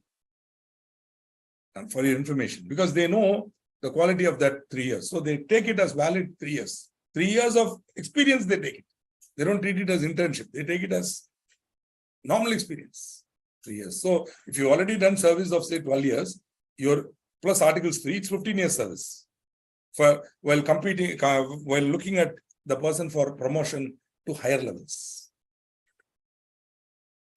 Good show. I would love to read all your answers. Okay. All of you have, I'm so happy. I'm sorry, but I'm unable to read aloud all your answers.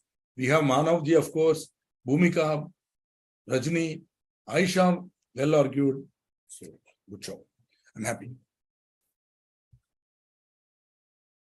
Now again, AB and Associates, a firm of chartered accountants, was reappointed as auditors at the AGM.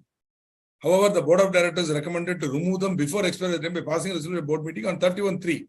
Subsequently, having given consideration to the board recommendation, AB and Associates are removed at the general meeting held on 25/5 by passing a special resolution subject to approval of central government.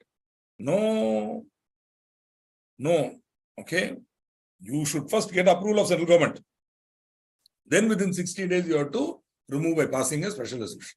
In this case, they have passed a special resolution, but they have not obtained the approval of central government. Okay. So be thorough. So they do ask you questions in this area. So be thorough in this. Now, we are going to talk about removal of an auditor at an AGM. Removal of an auditor at an AGM. See, 5 years or 1 year later, when 5 years later, he is going to come up for reappointment. At that time, at that AGM, you don't want to reappoint him. You want to appoint another person other than retiring auditor. So, for that, you need to give special notice. Now, my dear friends, if I had taught management and administration earlier, you would not be unaware of this. This is Chapter 7, Management and Administration, Section 115. So, I'm teaching it now because the word special notice has been mentioned. What is special notice? Notice means knowledge. Notice of meeting means knowledge about the meeting. Notice is normally given to the company. I mean, notice is usually given by the company to its members. Okay. Whereas special notice is given by the company, by the members to the company. Special notice is a notice given by the members to the company. Normally, notice will be given by the company to members. General meeting notice. But special notice is given by the members to the company. When they want to do something, see, they are seeing the AGM notice. They're seeing the AGM notice. And they look at the agenda for the AGM. Ordinary business, special business. Ordinary business. Appointment of XYZ and company as auditors. XYZ and company have been their auditors. They are excellent firm. They are going to be, we are proposing to reappoint. Yeah, read it. XYZ, rogue fellows. I don't like those fellows. I don't want this fellow to be my auditor. Who's thinking? Member is thinking. Then the member has to give a special notice. But for that special notice, that notice should be given by such number of members holding not less than 1% of total voting power. So if you are one single shareholder also, if you are holding 1%, you can. Or many of you can come together, totally holding not less than 1% of total voting power, or holding shares on which an aggregate sum of not less than 5 lakh has been paid up. 5 lakh rupees nominal value paid up on the date of notice. So either the members should hold 1% or 5 lakh, whichever is less. Because 1% may be more than 5 lakhs, then 5 lakh is enough. Or 5 lakh may be more than 1%, then 1% is enough. Whatever it is, the number, minimum 1% of total voting power or 5 lakh shares. Such number. It can be one single member or it can be a group of members. They will serve the special notice, where the special notice will be very simple. It will say, we hereby propose that XYZ should not be appointed as auditor, or we hereby propose that ABC auditors, ABC and co-auditors be appointed instead of XYZ. Or they can say, we propose that XYZ should not be appointed. You choose anybody else you want, yeah, no problem, but not XYZ. So special notice can be given for two. We'll see that. It has to be given by members holding not less than 1% of the total voting power. This is part of management and administration part, but it's relevant here. I'm teaching. Okay. The company shall immediately after the receipt of the notice, the notice, special notice shall be sent by the members to the company not earlier than 3 months, but at least 14 days before the meeting. See, you cannot predict when the meeting will be held.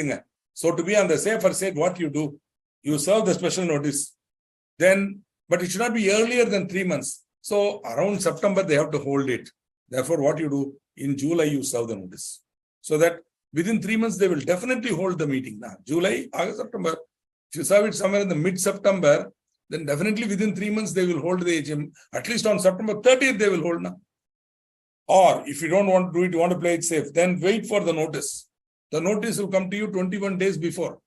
The minute you get the notice, immediately you send the special notice. Means 14 days before the date of the meeting. Exclusive of the day on which the notice is given and the day of the meeting. So these 2 days, clear days we call it. Excluding the date of service of the notice and the date of meeting. In between 14 days. You should have. See, he gave you 21 clear days before. The company has given you 21 clear days before. Now you have to give the company special notice 14 days before. Then the company shall immediately after receipt of notice, give its members a notice at least 7 days before the meeting. So 21, 14, 7. So the members should be given. So members should know, oh, we were thinking XYZ is going to be reappointed. But here some members feel that they are not a good firm. So they have proposed that ABC should be appointed. Or they have said XYZ should not be appointed. Let me see what this is. So the members may come and discuss. And if all. So it's at least 7 days before you have to give. Exclusive of the day of dispatch and day of the meeting. Here, please note the difference. For members, it's from the date of service. Date of service. Got it? Exclusive of the day on which the notice is given. Service. And the day of the meeting. Here, day of dispatch. Because hardly 7 days now. So the minute you get 14, immediately 7 days before the meeting, you have to send it. So from the day of dispatch, you count 7 clear days. Okay. And it has to be given in the same manner as it gives notice of any general meetings. Now, boss, I am having 2,000 members. I have to give notice to all of them. It is not practicable. If you feel that it is not practicable, then the notice may be published at least 7 days before the meeting. Again, exclusive of date of publication and the date of meeting. The same 7 days, 7 clear days before, you have to publish it in 2 newspapers. One in English and one in vernacular. So that everybody will get sufficient awareness. This is the provision relating to special notice, part of management and administration, chapter 7. I am now teaching it. Now what section 115 says is, wherever in this law, wherever in the Companies Act, special notice is required to be given, it shall be given in accordance with section 115. Wherever in Companies Act, special notice is required to be given, it shall be given in accordance with section 115. Now, under the Companies Act, only 2 sections talk about special notice. One is removal of auditor at the AGM. The other is removal of director. Only 2 sections talk about special notice. If you want to remove an auditor at an AGM, you have to give special notice. If you want to remove a director, you have to give special notice. So 2 sections, 4 matters. How? Removal of appointment of a person other than the retiring auditor at an AGM. Special notice is required in 4 situations. 4 situations. Appointment of a person other than the retiring auditor at an AGM. Specifically resolving that the retiring auditor shall not be reappointed at an AGM. Removal of director. Appointment of a person in the place of the director so removed. 4 matters, 2 sections. This is 1 section. 140 is 1 section. Okay. The other, I am not able to remember the section. Yeah, honestly, it's in final syllabus. Forget section number. I'm sorry. I'm very sorry. Shame on me, because in the 1956 Act, I used to know 250 sections by heart. 200. I'm not joking. I'm not telling a lie. I'm not boasting. I'm not trying to create some big impression about me. Naturally, I will remember by heart 250 sections, section number, content, I will tell you. If you tell me the section number, I will repeat the section. Because I had a passion for this subject, and I also went on to become a company secretary, I used to know it by heart. There was a time when, if I see some number, if I'm reading a book, casual book, novel I'm reading, I'll see the page number. Immediately I'll remember Companies Act section. Because maximum book will have what? Maximum I read 800 pages, 1000-page book, 900-page book I've read. Companies Act at that time had 720 sections. So the minute I see a page number, I will remember. I used to be so mad. That much level of memory of Companies Act I had. That was the 56th Act. Now the 2013 law, I am unable to remember section numbers. Luckily for me, I don't have to write exams. But you have to write now. So I'm very happy that you are all writing section numbers. Try to remember section numbers and section content also. So, wherever in this act, special notice is required to be given, it shall be given in accordance with section 115. So, this is the framework section you have to remember. So, two sections, 144 is one, the other I am not able to remember. Removal of auditor, appointing a person other than the retiring auditor and removal of director. Don't say removal of auditor. My dear friends, remember, a company cannot be without an auditor. A company cannot be without an auditor. You should have an auditor. The minute there is a vacancy, you have to fill it. So you cannot remove the auditor at the AG. What you can say, appointing a person other than the retiring auditor, or expressly resolving that retiring auditor shall not be reappointed. You appoint anybody else, not this guy. A, not B. A, not B. Anybody, so long as it is not B. Retiring auditor shall not be reappointed. I don't care whom you appoint, not this fellow. Okay. So once the notice is served, immediately the company shall give notice, give the members 7 days before meeting. Along with that, the company shall forthwith means as quickly as possible. Forthwith means immediately, next minute. Forthwith means not immediately. So there's a slight difference between forthwith and immediately. Okay. So forthwith means as soon as possible. In English, we have ASAP, abbreviation, as soon as possible. Many people think ASAP is immediately. No. What does it say? As soon as possible. So forthwith. The company shall forthwith send a copy. But again, remember, you cannot go beyond the date of the AGM. But you can serve it 48 hours before. That is, as soon as possible, send a copy thereof. But don't wait. It should not be too long. It should forthwith. In a matter of, you get some little time, immediately or send.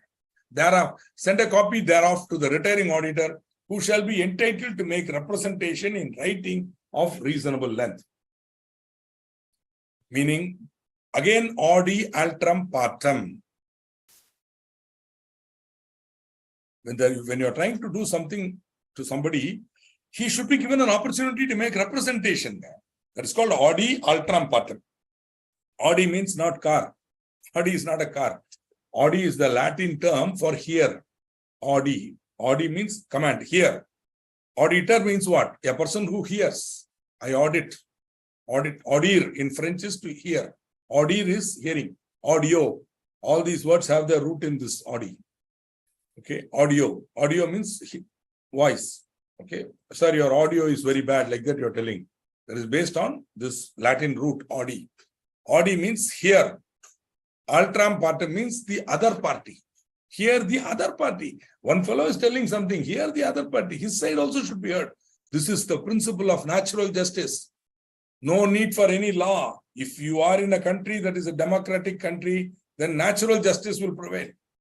Minimum, you have to give the other party an opportunity to be heard. Reasonable opportunity of being heard. Same thing here. So, when you are receiving a special notice, forthwith you send a copy to the retiring auditor, who will make his representation. This representation also would be circulated along with the notice. So what you should do, the minute you get the notice, you have to send it to the auditor forthwith and tell him, sir, we are going to post the notice on such and such a day. 7 days before we have to post it. We are going to post it or we are going to release the advertisement such and such a day. In case you have any representation, kindly give it to us. We will circulate that also. Okay. So, see, auditor removal I have never seen. I have never seen removal, appointing a person other than retiring auditor, and all. I have never seen. Okay. See, what they will normally do at an AGM, they will propose somebody other than the retiring auditor. That will be done by the board of directors itself. Means no special notice. in the notice itself, they'll change the name. They will say, so-and-so company will be appointed as auditor. They won't mention the old man at all. His period has come to an end anyway. So they will, so that board itself can do. For that, no need for special notice and all.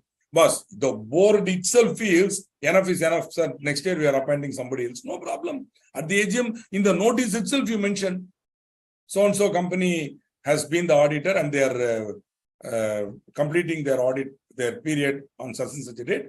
The board has now recommends that in there, instead of them, you appoint these people. That's all. There's nothing wrong in that. There you need not give any opportunity and all. Because the board is doing it. But when you are going to, when the special notice has been given, then at that time, you have to give a opportunity. Because, why? Because suddenly you are going to take up this matter before the members. Suddenly you are going to say some members have given a special notice saying so-and-so should not be the auditor. Obviously, members want to know why. Yeah. What happened? Yeah. What is this guy's problem? So his point of view should be heard by the members. So therefore, this circulation should be sent to them. If they are satisfied, they read the representative bullshit. We don't have to be audited. We agree with these fellows. They will pass a resolution for removal. But if they feel the auditor is correct, hey, he's a good man, don't remove him, then they will not pass the resolution. So the resolution for removal will not be passed. Okay. In case you are sending any notice without the representation, you should refer to the fact. A receipt as the representation is there. In case you want to read, come and read it, we will do it. Now, sometimes the representation from the auditor may be received too late or because of the company's default. Then, without prejudice to his right to be heard orally, the auditor may require that the representation shall be read out at the meeting. You didn't circulate it because you had no time, something. Then he will say, look here, whatever I have sent representation should be read out at the meeting. Read out. He may not come. Somebody can read it out or he can come and read. This is in addition, without prejudice. Without prejudice means in addition to. Without prejudice means in addition to. Without removing that right. He has the right to be heard orally. Without prejudice to that right, he can also require that the representation shall be read out at the meeting. However, if a copy of representation is not sent as aforesaid, a copy should be filed with the registrar. At least the registrar should know. Now, so here comes a very ticklish point. Now you are giving the auditor a chance to make representation. Now these representations may not be palatable. He may be using vulgar language or he may be using defamatory statements. For example, he can be saying, MD is a fraud. I have exposed the fraud. Like that only he can say. See, he can say, you know why? Because auditor making representation to the members enjoys what is known as qualified privilege. There is something called absolute privilege. When a person is standing in the court as an accused and in his own defense he is making certain statements, there, even without proof, he can allege certain facts. He can allege, and they may be defamatory, but he cannot be sued for defamation. Defamation means spoiling of reputation. Defamation means spoiling of reputation. When somebody's reputation is spoiled by what somebody has told. A is saying something about B. B's reputation is affected. Or A is the editor of a newspaper. He is writing something about B, which is vulgar and abusive of B, without proof. Boss, if you have proof and say nobody can do anything to you, you don't have proof, you simply say he is a fraud, he is doing this, that, then it is called defamation, and the person can sue the newspaper or the other party and say, you have defamed me. This is called defamation.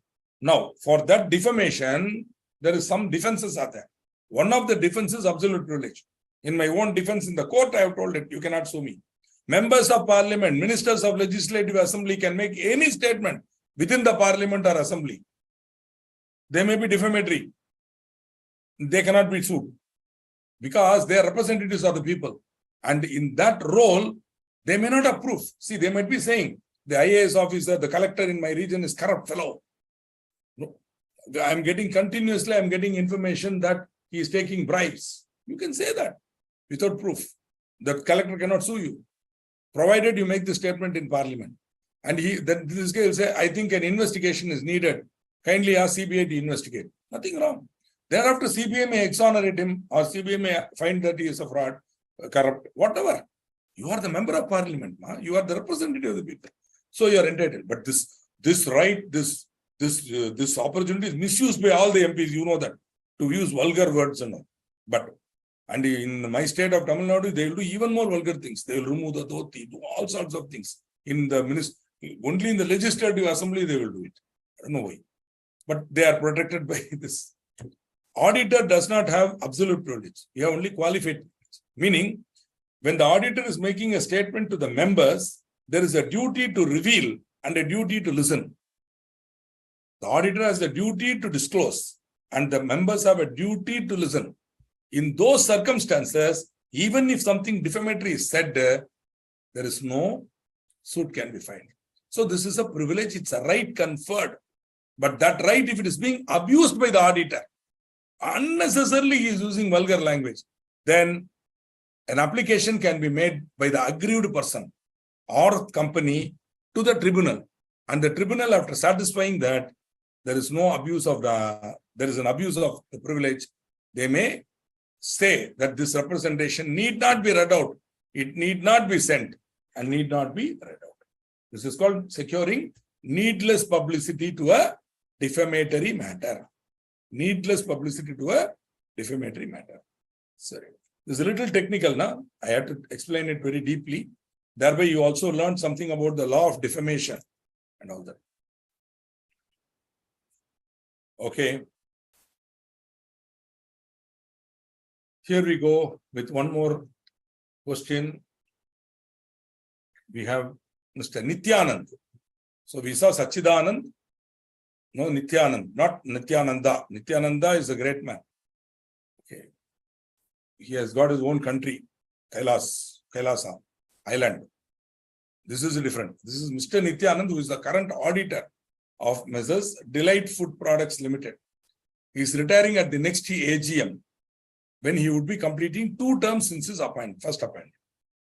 Now, so he has completed 5 plus 5. Okay. Maybe he's a partner of a firm and he's completed 2 terms. The company has a paid up capital of 5 lakhs, consisting of 50,000 shares of ₹10 each. Members holding 700 shares have sent a special notice in accordance with section 115, proposing specifically that Mr. Nityanand shall not be reappointed. They don't care who is appointed. They say Nityanand shall not be reappointed.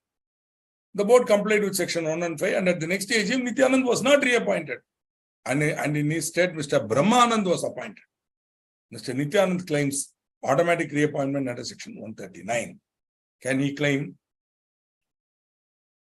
This is a question asked in the examination, carrying 3 marks. For 3 marks, you cannot write Ramayanam and Mahabharata. For 3 marks, you cannot write Itihasa. You cannot write Ramayana. Simple.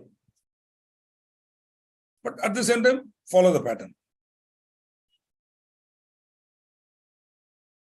Anybody wanting to try? Okay, we will do one thing. We will use this opportunity to also give ourselves a small break.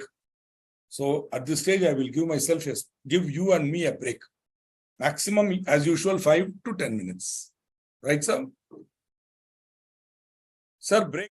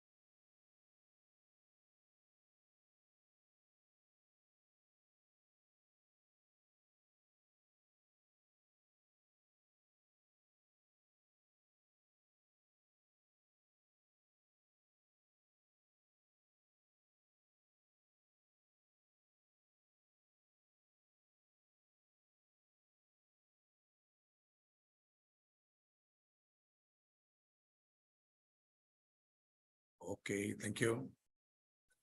Welcome back from your well-deserved break. So we come, I've got a couple of answers from students. We have Avdesh ji saying, no, he cannot claim. We have Sudhanshu ji saying, talking about 115 very correctly. See, just ensure that the special notice is correctly given. Yeah, the total voting power is 50,000 shares. Total voting power is the number of votes which can be cast by members present and voting on a poll. I'm sorry, the number of votes, sorry. Total voting power is the number of votes which can be cast on a poll. Whatever may be the type of voting, the total votes which can be cast, the total votes capable of being cast is the total voting power. In this case, that is on a poll, 1 share, 1 vote. So 50,000 shares, 50,000 votes.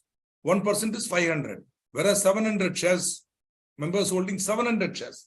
So they have crossed more than 1%. Though the paid up capital of the company itself is 5 lakhs. So it is less than 5 lakhs they are holding, but whichever is less.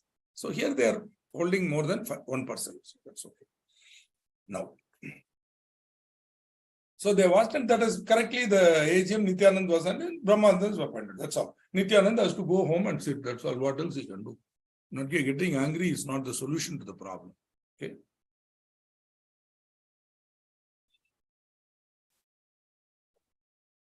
See, getting angry, crying, feeling bad, feeling jealous. These are all not proper responses. They only create negative energy. Whereas think positive. Okay, went wrong. Learn. When something goes wrong in our life, the best response is not to get angry, but to learn. And automatically from that learning, next time we'll do better. Any other response is a waste of time. Getting angry with the person who's pointing out the error or who said we are wrong. If you get angry with that gentleman or lady, what is use? See if they are fair. If they have made a fair comment, even if they are being rude,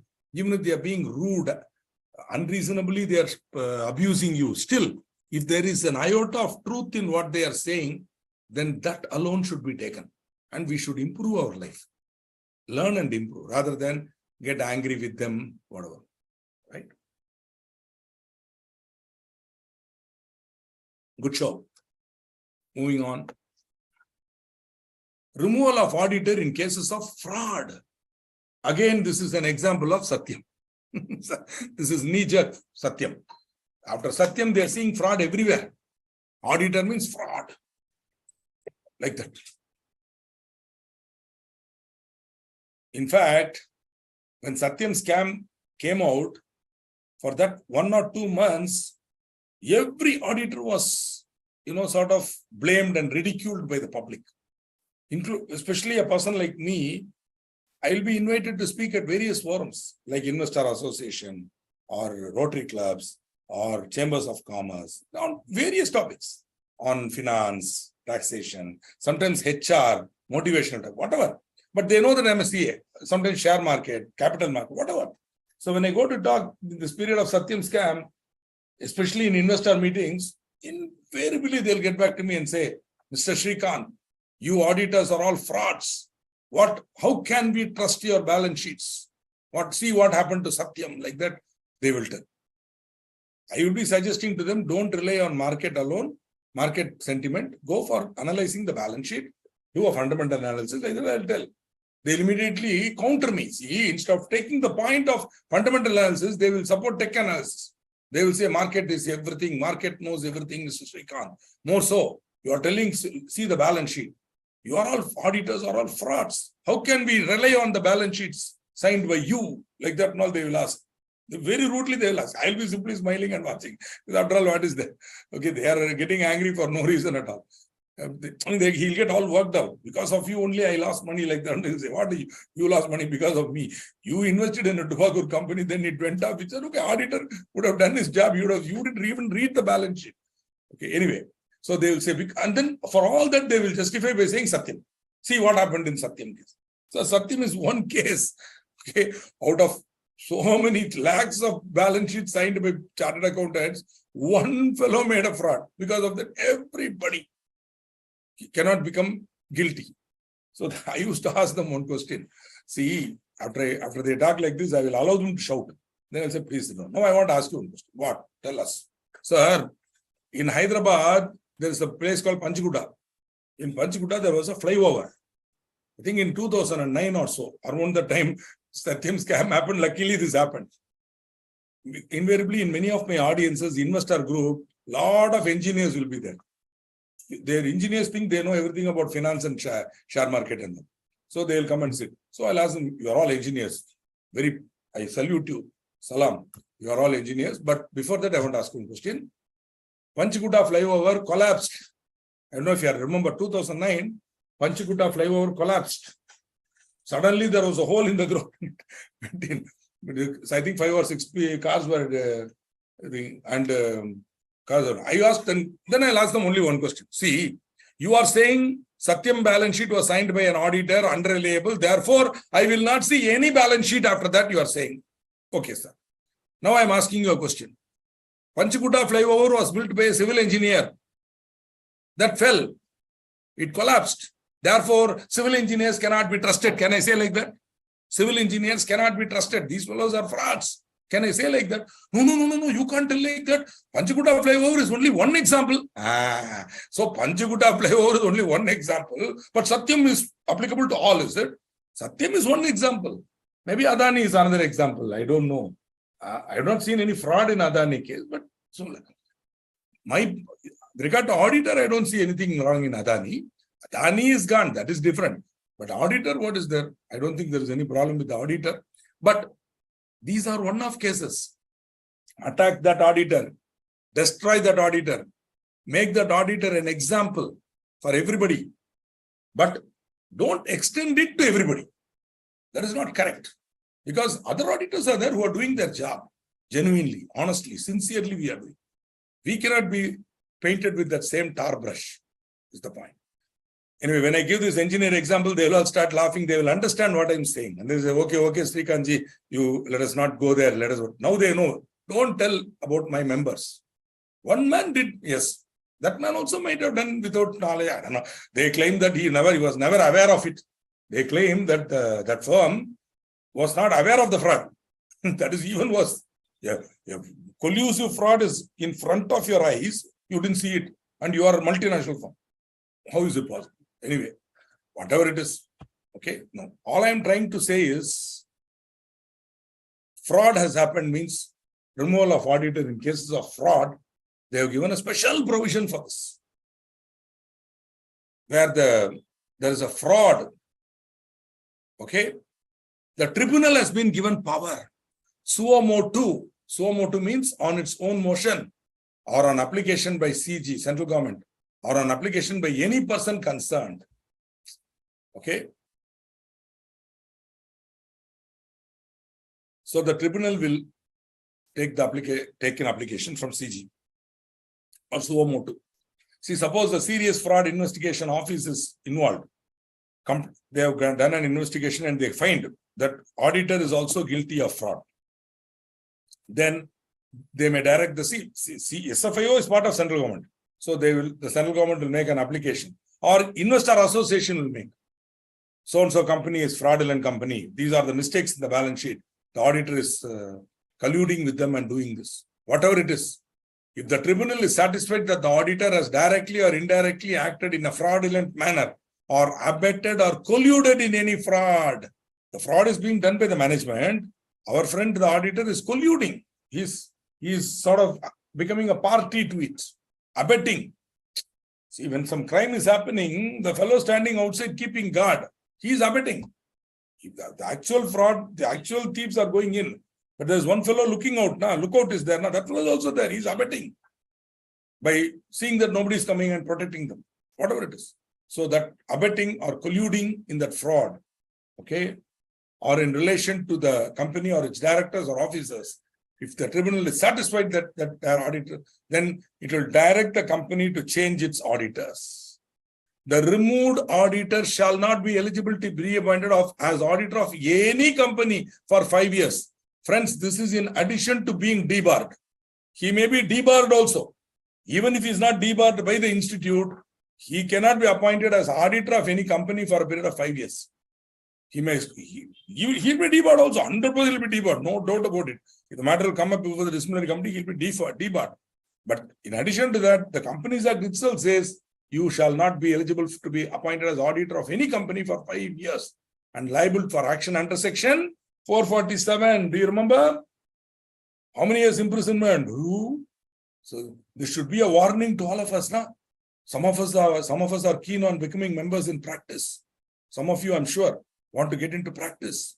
I wish you all the very best. But keep this in mind. Nothing is worth that. No amount of money is worth that. Audi car is not worth that. Are you able to understand? That multi-crore villa in Lonavala is not worth that. Shame of going to jail. No, never. Okay? Whatever we have, it isn't. Sorry to quote all sorts of nonsense, no, but Adi Shankaracharya in Bhajagovindam, there is a very famous sloka called Bhajagovindam, where it's called Moga Mudghara. He says, destroy the, attachment to the riches and all. Moha Mudghara. Moha. You are confused. The confusion is destroyed by Adi Shankara in Bhajagovindam. First line itself, the first verse itself, he says, Yet labase nija karma pattam vittam tena vinodaya chittam. Okay. Muda jahihi dhanagama trishna. Yed labase nija karma pattam vittam tena vinodaya chittam. That wealth which comes by good labor, nija karma, which comes with proper work. Enjoy that and be content. Yellabase nija karma pattam vittam tena vinodaya chittam. Be content with that. This is the lesson that, you may be saying, sir, you are teaching law. Why are you wasting my time telling Bhajagovindam and all? But remember this. This is what my father taught this verse to me when I was 15 years old. And Bhajagovindam was taught by my father to me when I was 15 years old. 15 years old, he showed me what is life. And he said, this is it. This is life. Don't waste your time on these stupid things. There are bigger things in life than money. Bigger things in life than that. Like that. Once that clarity comes to you, now you will become a great chartered accountant. You will earn a lot of money. That is the beauty of it. It is once you realize, nija karma pattam, automatically you will earn a lot of money, but with ethics. And you will enjoy that money. Okay, rather than earn that money fraudulently, not enjoy life, not have family life. Think about it. Sorry if I'm giving you a lecture on ethics, but somewhere I think topic of auditors, little bit a senior member like me, 35 years, I completed 35 years of practice last year. 35 years. I started in 1987, COP holdings from 1987, completed. So I'm humbly suggesting this to you.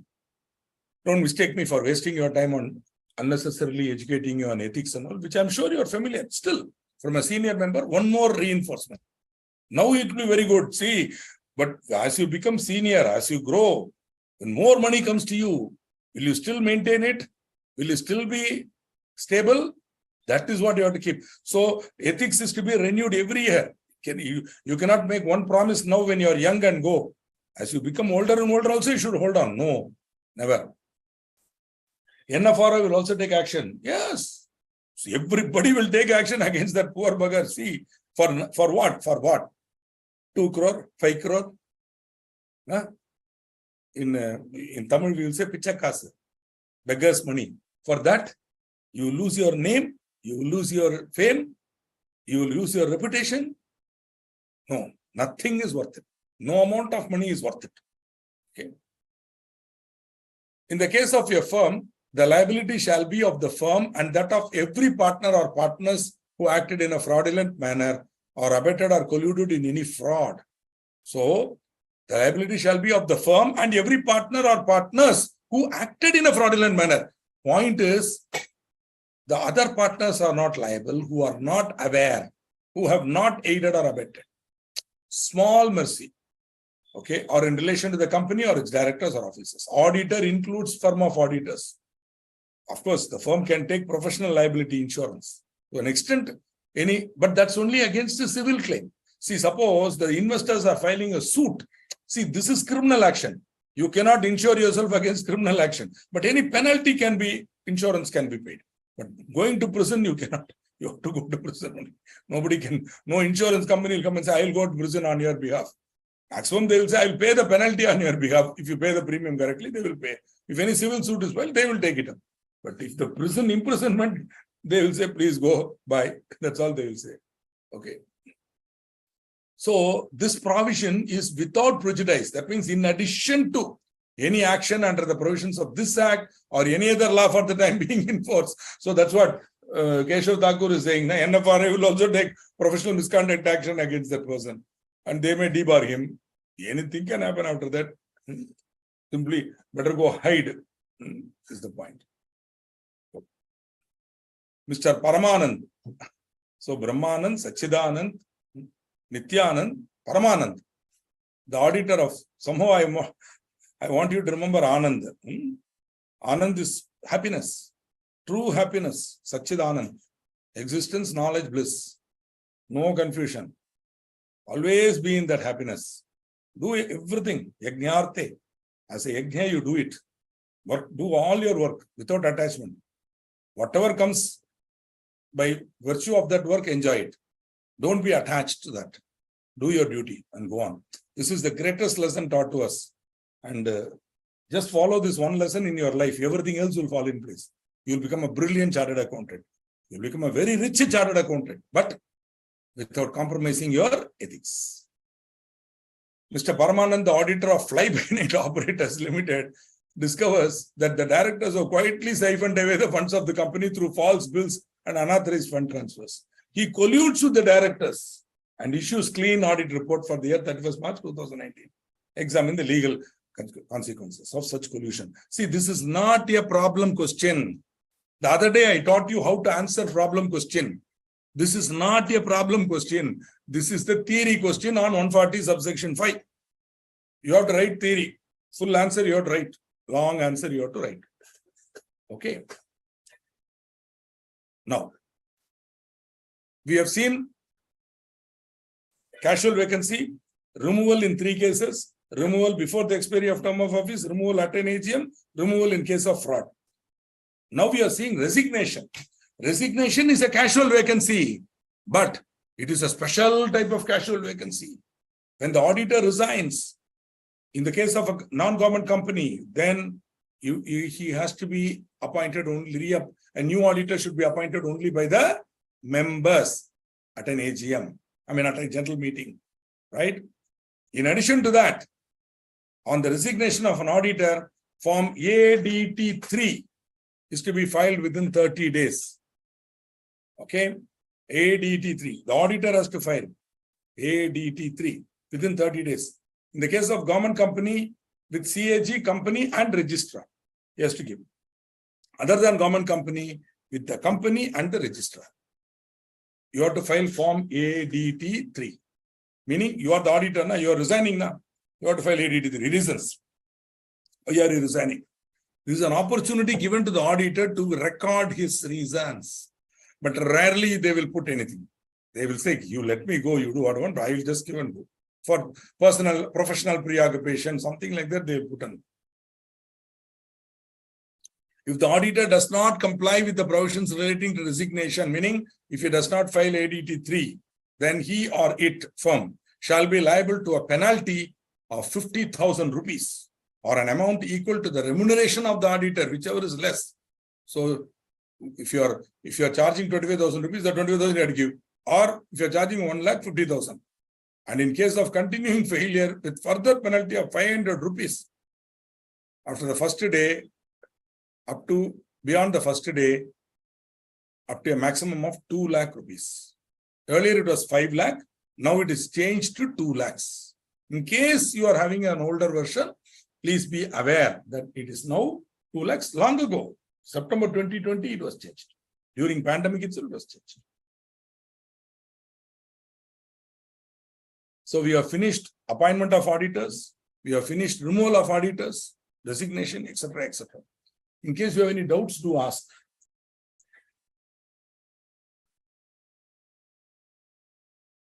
I'm not aware of this Adani case having symptoms as Satyam. I'm not aware. I am not looking at Adani at all. I have never invested in Adani. I will not invest in Adani.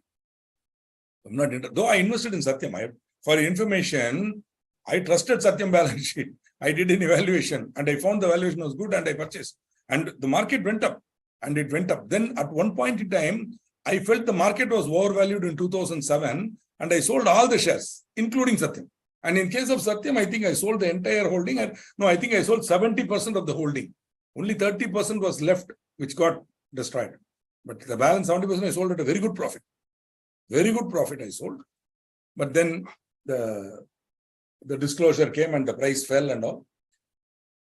But even then, I think the price at which I bought was a reason. But even then, it fell below that price. After that, it started going up. Then Tech Mahindra. By then, I got frustrated. I sold it off at a loss, booked the loss, and took it. Then I started investing. But I also trusted Satyam, is the point. But because I'll tell you, but for that, Satyam was a good company. I used to compare Satyam and Infosys. And I used to, when I'm running a workshop for IT industry, for finance, for non-finance, for IT industry or service industry, I used to do Infosys and Satyam comparison. So I used to use these two balance sheets for the work, case study work. So for a long time, that is why, when our past president of our institute, Padma Shri T.N. Manoharan, CA T.N. Manoharan, past president of our institute, when he became the director of Satyam, he was able to rebuild it. And he was able to negotiate with Mahindra and give the company to them at a very, very good way. And they were able to make good money. Tech Mahindra has become third biggest. TCS, Infosys, and Tech Mahindra. These are the three important IT companies. And then everybody else comes later. Wipro comes later. Okay. So these are the Tech Mahindra got into that position. Okay. Can you please explain section 144? Boss, I have explained it fully now. Keshavji, I can't explain it again. I will do one thing. I will quickly tell you. Just listen to me, Keshav. You have to listen very carefully. I'm explaining in English. I will go slow. Auditor will normally be reappointed at the AGM. Okay, if there is a cooling period, then automatically he cannot be reappointed, so that's not a problem. But any other case, at the end of the 5th year, he will be reappointed now. At that AGM, if you don't want to reappoint him, you are a member, you don't want to reappoint him. I'm summarizing. If in that AGM you don't want to reappoint him, then what is the procedure? You are the members. You don't want that auditor. At the AGM, he is going to be reappointed, but you don't want to reappoint him. Maybe you want to appoint somebody other than the retiring auditor, or you don't want him to be reappointed or appointed. Then you are getting the notice 21 days before. Now, you will give special notice to the company 14 days before. The company, when receiving the notice, will serve it to the auditor. Right? Now, the auditor should be given an opportunity of making representation. Those representations, if they are received in time, should be circulated to the members also. In case they are not received in time, he can have it read out at the meeting. Then at that meeting, the members will decide. At that meeting, the members will decide whether to continue this fellow or new fellow. Finally, they'll pass a resolution, ordinary resolution. That's all. The auditor is giving representation. In case he is misusing that opportunity and giving some defamatory matters, the tribunal can inform the company, you don't have to circulate it. No need to give publicity to the defamation. Okay. This is how I can summarize this. This is simply a provision for not reappointing the retiring auditor, appointing somebody other than the retiring auditor at the AGM, because only at the AGM he'll be appointed or reappointed. So at the AGM, we are going to decide not to reappoint him. Who will decide? If the board is deciding, no problem. Board itself will change the minutes and the agenda of the AGM. But if the members want, that is why we are given 115 as a special notice. So they are given the opportunity to serve a special notice. Based on that, this is the procedure you have to follow and you can remove. I hope you have understood. Thank you very much. Good, sir. I don't mind running through it once, but sometimes it becomes a little. Chalo, what I'm going to do is today I'm going to stop here because we have enough time. We have one more session on Saturday, inshallah, when we will take up the next. It's a totally different topic. We'll go to remuneration of auditors, powers and duties of auditors, etc., etc., etc., till we complete topic on auditors. Thank you very much for a wonderful supportive hearing and being here. All of you, except that I'm missing my friend Darshan. Kya ho gaya bhaiya? I don't know what happened to that gentleman. Very actively he used to participate. Not there. We do miss him. Anyway, fantastic. Let's look forward to meeting and interacting on Saturday, the 12th of August, 2022-23, and have a great evening ahead. Bye.